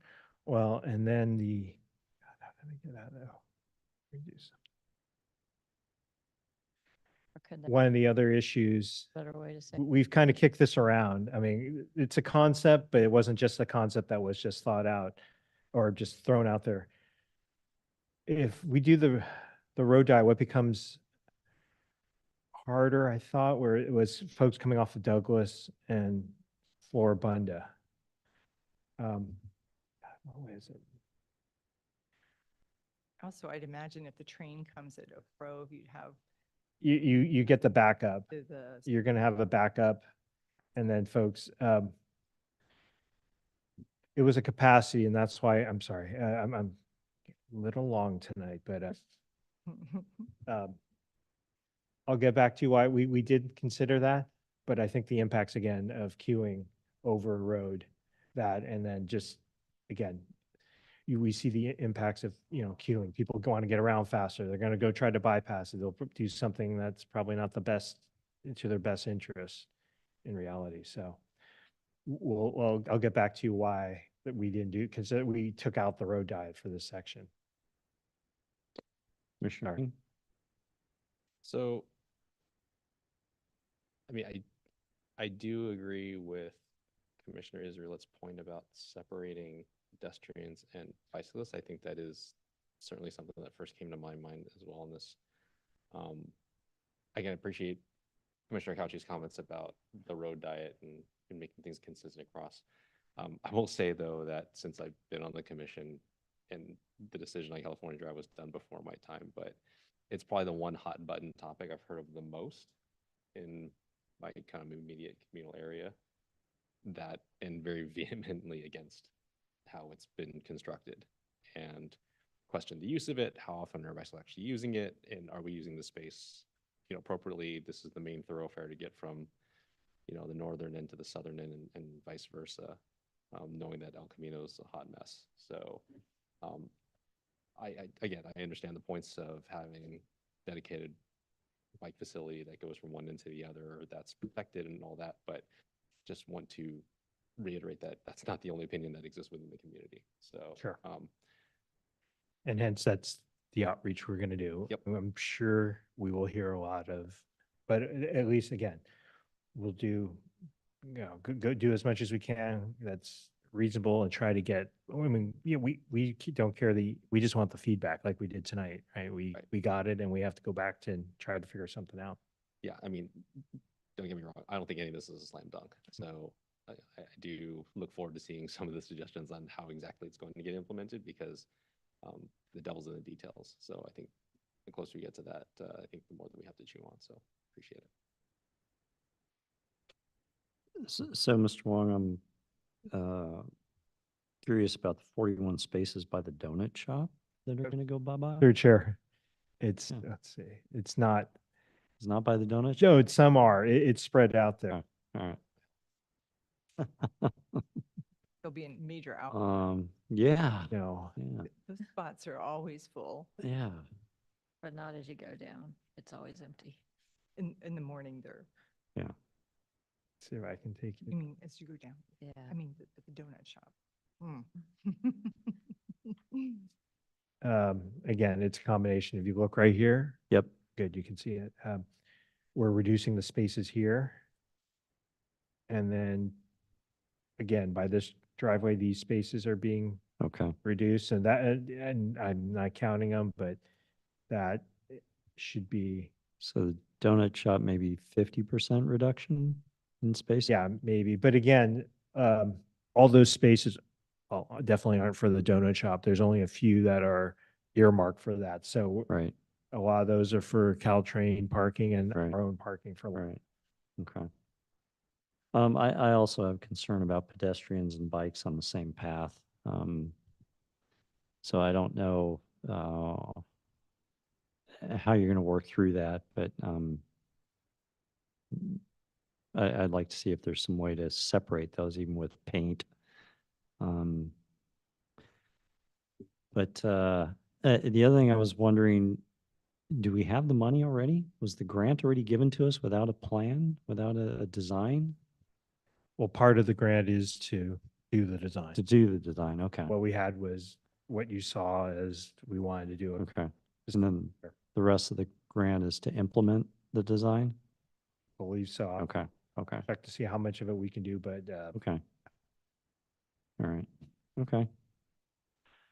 Well, I'd like to see it, yeah, and the public outreach, you're thinking like community center, big notice to people and show up and you'll have some engineering plans for people to comment on? and- Yep. Yep, okay, okay, I think that's the same that we prudent. for True Sale Merchants Yep. Davis. Mm-hmm, Full, okay, presentation and people to interact with what they like. Again, put your comments just like we've gotten tonight. okay, And I'll see if we will take these comments in hand about, your concerns of the pedestrians and bikes. Yeah. See if the facility could be wider or what other options we have to separating that, as well as we'll get back to Commissioner Couchy on, why we're not extending a road diet. mm-hmm, okay. Do you want to take public comment? We'll take public We comment. got a couple people in the public. Are there any emails? No emails. Darn, okay. Take some public comment. So I know both of these people. Howard Wetton and Yeah, where is it? Ben Johnson. You really So- be back here, don't you? Yeah. Well, so I was on the commission, obviously, when we did the California Drive piece north of Oak Grove, and it's like really has always chagrined me that it's not a more popular thing. I think it is a good thing for Burlingame, but you're right.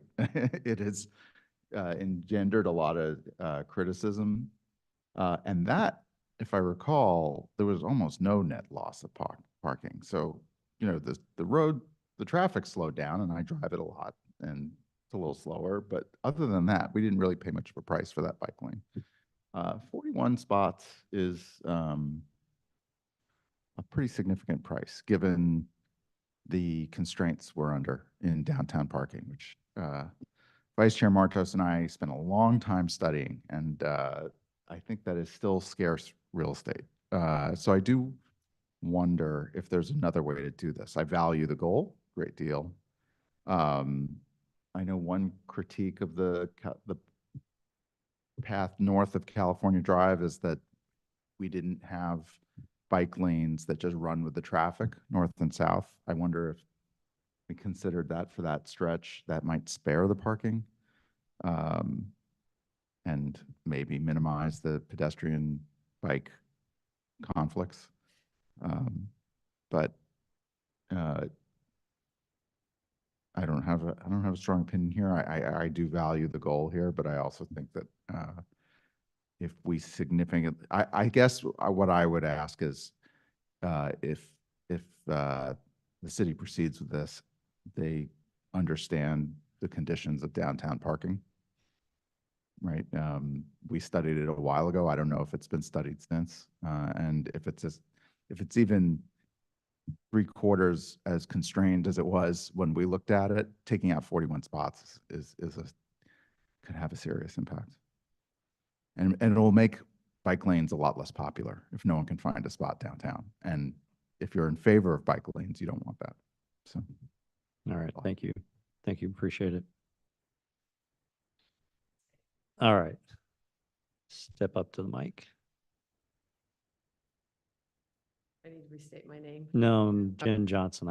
Jennifer Johnson. I have more questions than I have suggestions, but I think as a biker, and I haven't biked that corridor a whole lot. I usually do the back streets, but I do hop onto California going south to get to base camp.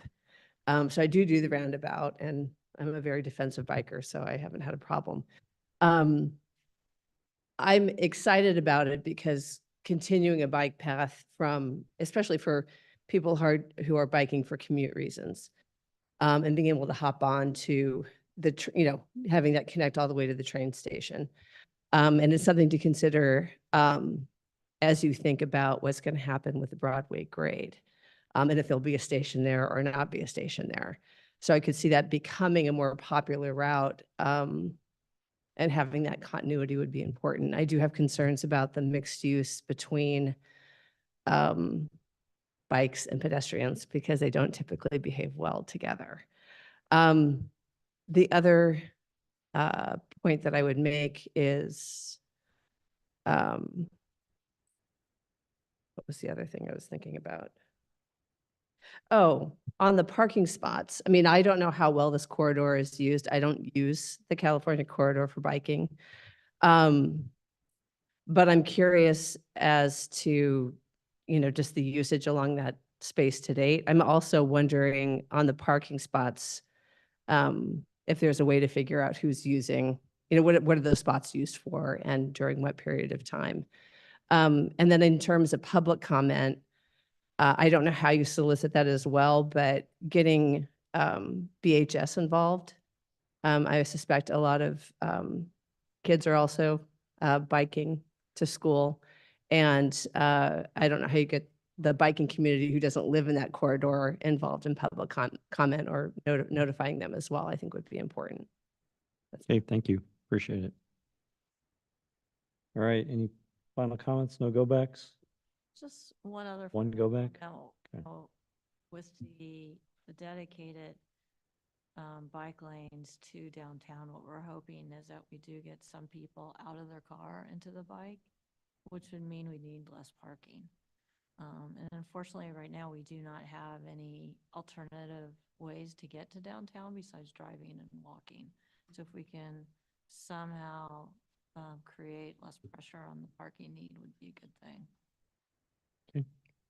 Good, thank you.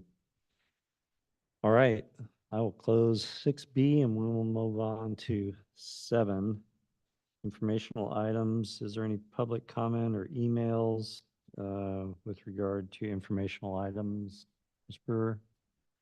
No? Public comment? Okay, we'll move on to 6B, community group updates. Nothing there, I don't think. Yeah. Did I say 6B, 7B? 7B, thank you, 7B, it's a long night.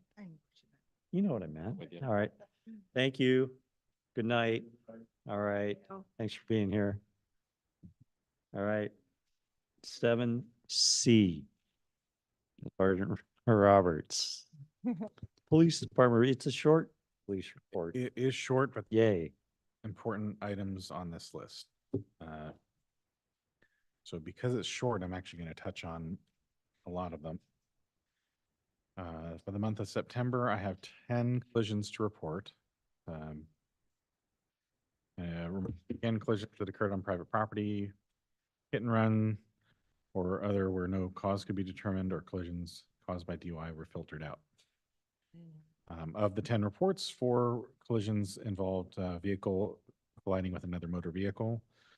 2 collisions were vehicle colliding with a parked motor vehicle. 1 was a vehicle hitting fixed or other object. 2 collisions involved pedestrians, and 1 collision involved a bicycle. Excuse me. The most common collision factors are unsafe speed, unsafe turning, and pedestrian-related violations. And I'm going to go from the bottom up on my list. I think that probably be some more discussion on items earlier in the month. Those will be fresh. So collision that I wanted to highlight first is the very bottom one. Case number ending in 2589. That's a bicycle collision. This was a bicycle traveling eastbound on Martinez. This is going down the hill and approaching Karen Court. If you know Martinez, it's a fairly steep hill. The bicyclist made some sort of unspecified, unsafe turning movement and lost control and ended up colliding with a parked vehicle. This did result in a broken bone and abrasions. So solo bicycle, lost control, hit a parked car. Moving up one notch, the case ending in 2557, this is a vehicle versus pedestrian collision.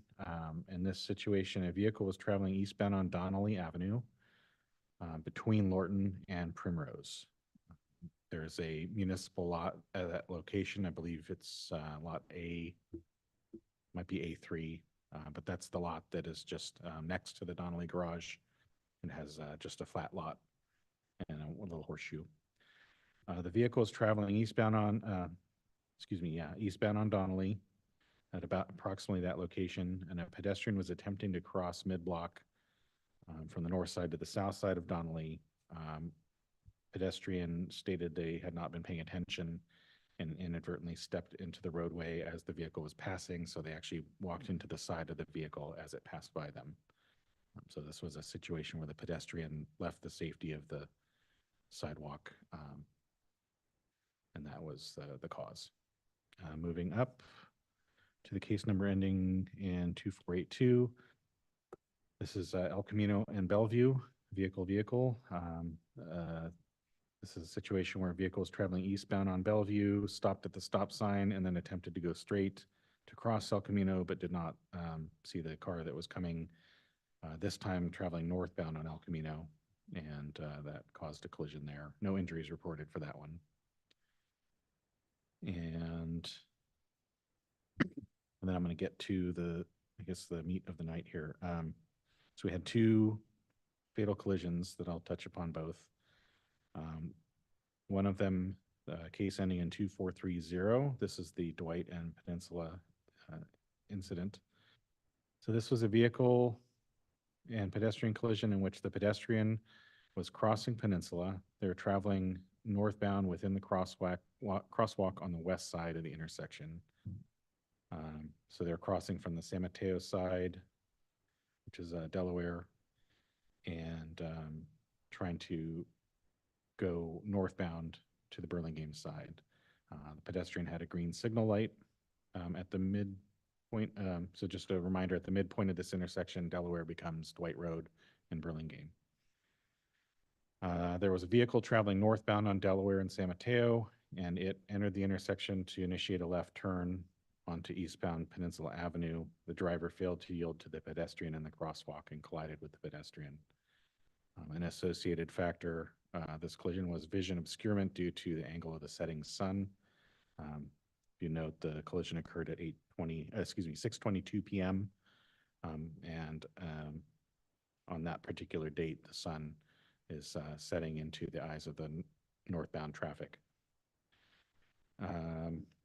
This collision resulted tragically in a fatal injury to the pedestrian. The driver did remain on scene and cooperated with the investigation.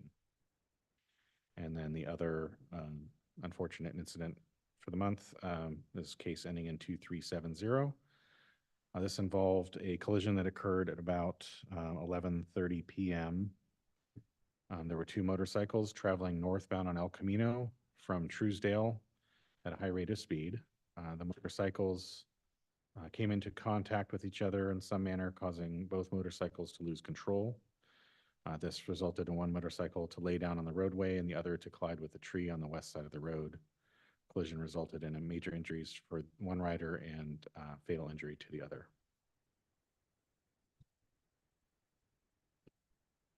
Okay, questions, Commissioner Ing? Just quick clarification on the last cited, Mhm. where the two, was they're both same direction or they were going opposite direction? Going same direction, yeah. And they were with each other or they were not? They just They were with each other. Okay, other questions? Yeah, on Commissioner the Kowski? the Dwight and Peninsula, the car was going, I missed that. Were they coming on from Delaware and turning left? Correct. They were coming from San Mateo, traveling northbound and attempting to make a left turn onto westbound Peninsula. The pedestrian was crossing the same direction, westbound, Okay. or excuse me, from south to north from San Mateo into Burlingame, proceeding straight. And I've seen that they've improved the crosswalk out there. It looked like they also did some changes to the crosswalk light as well. Was that all, is that done by Sam? Through the chair. So it's a joint effort. San Mateo operates the signal, so they did that, and we had, we've been researched, so we were able to put the high visibility crosswalk in. But we met with the city of San Mateo, and we've discussed the options and what we can try to do at this time, so. Okay, so there'll be more kind of looking, because I think it's not, unfortunately, a surprise that that's a dangerous intersection, so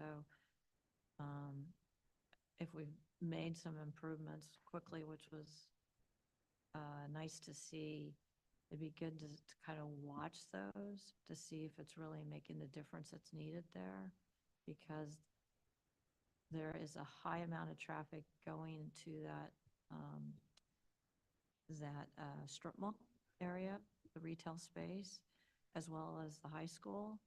But there are a lot of cars going very fast because Peninsula is considered a thoroughfare.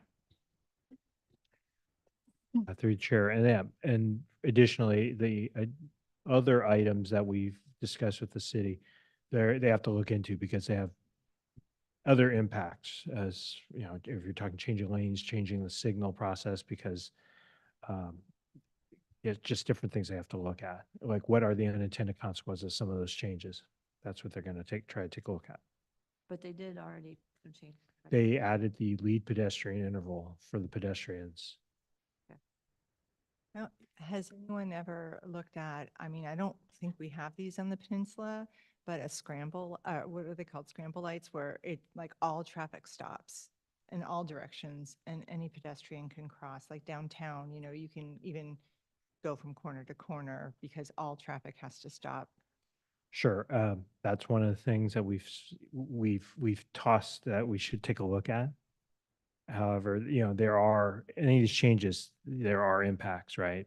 If you do that, if queuing on Peninsula will be worse because you're taking time away from that. I'm not balancing if it's worth that, but that's for the community to consider because we could have a lot of people saying now Peninsula's back. Now everyone's driving through the neighborhoods, you know, Victoria, Bancroft, any of those. So My understanding is that it doesn't actually take more time. It's just that instead of having cars go this way and then cars go this way, it's just everybody stops. sure. And then they all go. I don't know if that's correct, but No, that is correct. It's their own phase. However, when you think of how it's work, I mean, we're getting into it, but cars and peds go simultaneously, right? At some point, you know, you're through movements and that, and so that would no longer be. So you're not being as efficient as far as moving vehicles and peds through the intersection. I do know San Francisco's seen an impact in their, it's not more, it's just, there's a longer wait at and a longer backup. Sergeant, question on this incident as well. So was the driver stopped at the limit line and the light changed and then they decided to turn left, or were they moving when So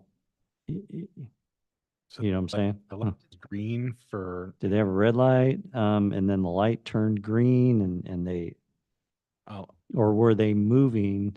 They were coming down, Delaware, I can explain it. light turned green and they were making that left. So the traffic north-south had a green, simultaneous for north and south had a green light at the time. So the light had been green for, I don't know exactly how long. Okay, yeah. Traffic was flowing, and the pedestrian had been crossing, still a green light, and the driver approached the intersection under a green light that had been green, so it wasn't from a. Got it. All right. So the vehicle was moving, light was green, vehicle was moving. Right. Pedestrian was in the crosswalk. Yeah. They were looking north, and I'm assuming they were blinded by the sun looking north, not when they made the left-hand turn looking west. So as part of my investigation, I went back and drove that. I made that turn myself. Yeah. Then the next day or two at the same time, just to see what the sun was like. And unfortunately, when you're in that turn pocket and you start your turn, it hits you right in the eyes. Yeah. Okay. And so that was likely a contributing factor to the collision. I did want to make a mention, there is another collision on here for Dwight Peninsula, and I believe it was brought up in some of the comments earlier tonight. That one was two vehicles that were westbound on Peninsula, and the light changed to yellow and red, and a car stopped. The car behind them didn't stop soon enough and rear-ended them. So this is not, that's a driver error for following too closely or having too high a speed behind a car stop light. Okay. All right. Thank you, Sergeant. Appreciate it. All right, item 7D, Chair and Commissioner Communications. Any communication from the public with any of the commissioners? Nope. Nope. All right, we'll move on to item 8, committee and subcommittee reports. Any public comment on any of our? Nope. Nope. Okay, GIS, safety study, Commissioners Israelit and Ng. Well, Commissioner Eng, we had discussed maybe sunsetting this, except either I wasn't in a meeting or Commissioner Eng was in a meeting, so we sort of showed. But before we do that, I just wanted to check back with Mr. Wong. Mr. Wong, did that drop-off zone at BIS ever get painted white? It did not. I have not, there's not a work order in it. I was checking, I did get some, for tonight's meeting, I did ask Principal Land how things were working, because I hadn't been able to speak with him, and he indicated things are working well, so I'll just double check with him, but I think we can try to put that in. And then the only other thing, Commissioner Eng, because my parents are at the Truesdale and I sometimes travel on Marco Polo, I was wondering if the police, if we could have in a rotation, have a flashing sign, at Marco Polo and Clarice saying, no turns or no through traffic in that one direction during school drop off, because every year we'll have new group of parents to educate. And what I had witnessed is that most cars were great, but there would always be like 5 or 6 cars that would fly up there. And it's really bad because the kids are not expecting it because everyone else is following the rules. So if we could maybe, every fall or whenever school starts, just have it up for the first week or two, and put that in a rotation, I think that might really help. Otherwise, we have to have the PTA have parent volunteers that stand there and, I don't know if that's going to happen. Through chair, I think we could assist by putting those extra large signs that we had up there for a bit, in addition to the permanent signs that are mounted on the poles. You mean the A-frame? The A-frames, so we can put those back out there, or, yeah, I mean, print out new ones. that's better than nothing, but if we could have like, you know, a light, I don't know how many light up signs we have, you know, but if we could steal that for a week or two, beginning of Yeah. September. We could try coordinating and see that. It's a lot to put on, those message boards may not be able to, just no turn on Clarice, right? At Yeah. this time you're looking for, okay. We can see if we can, or our corp yard has one of the message boards that we can do that. And I don't know if they can be timed, so maybe it's only on in the, you know, for the 45 minutes of drop off and then it's not on the rest of the day, or it has to stay on, but just a thought, I think it would be helpful. Okay. Hillside Drive, same two commissioners. I think we I think we kind of covered. talked that one out, yeah. No, I don't think we Is there talked about still it more? enough. All right, all right, we'll move on. KPIs, Commissioner Couchy. So I don't have a lot of update from our meeting that was just 2 weeks ago, so I'll just do it in like 3 bits. So Okay. the goal is to have the metrics completed by January, and we're still we're on schedule for that. The first set of findings has been completed. The first set of metrics has been completed. The next thing to do is set up the meeting with council and city staff. Okay, good. And Vision Zero has not done anything. I haven't heard anything about Vision Zero in 2 months, so nothing to report there. Zero on Vision Zero. All right, Mr. Wong, future agenda items, anything in the queue for the November meeting? Yeah, we'll have to talk about it. I mean, Okay. There's a couple things we, need to see if we want to bring them. Okay. But, nothing right. Okay. I know we have a couple of open positions for Bellos and Ing. Are you planning to reapply? Not a plan to reapply, okay. I believe Commissioner or Chair Rebellos is not going to reapply as well. Work, travel issues, so, all right, well, please If you know any. nominate some people, yeah. Tough seat to fill, but we appreciate all the work that you've done for us. All right, well then, with that said, somebody give me a motion to adjourn. Sure. Accepted. Meeting adjourned.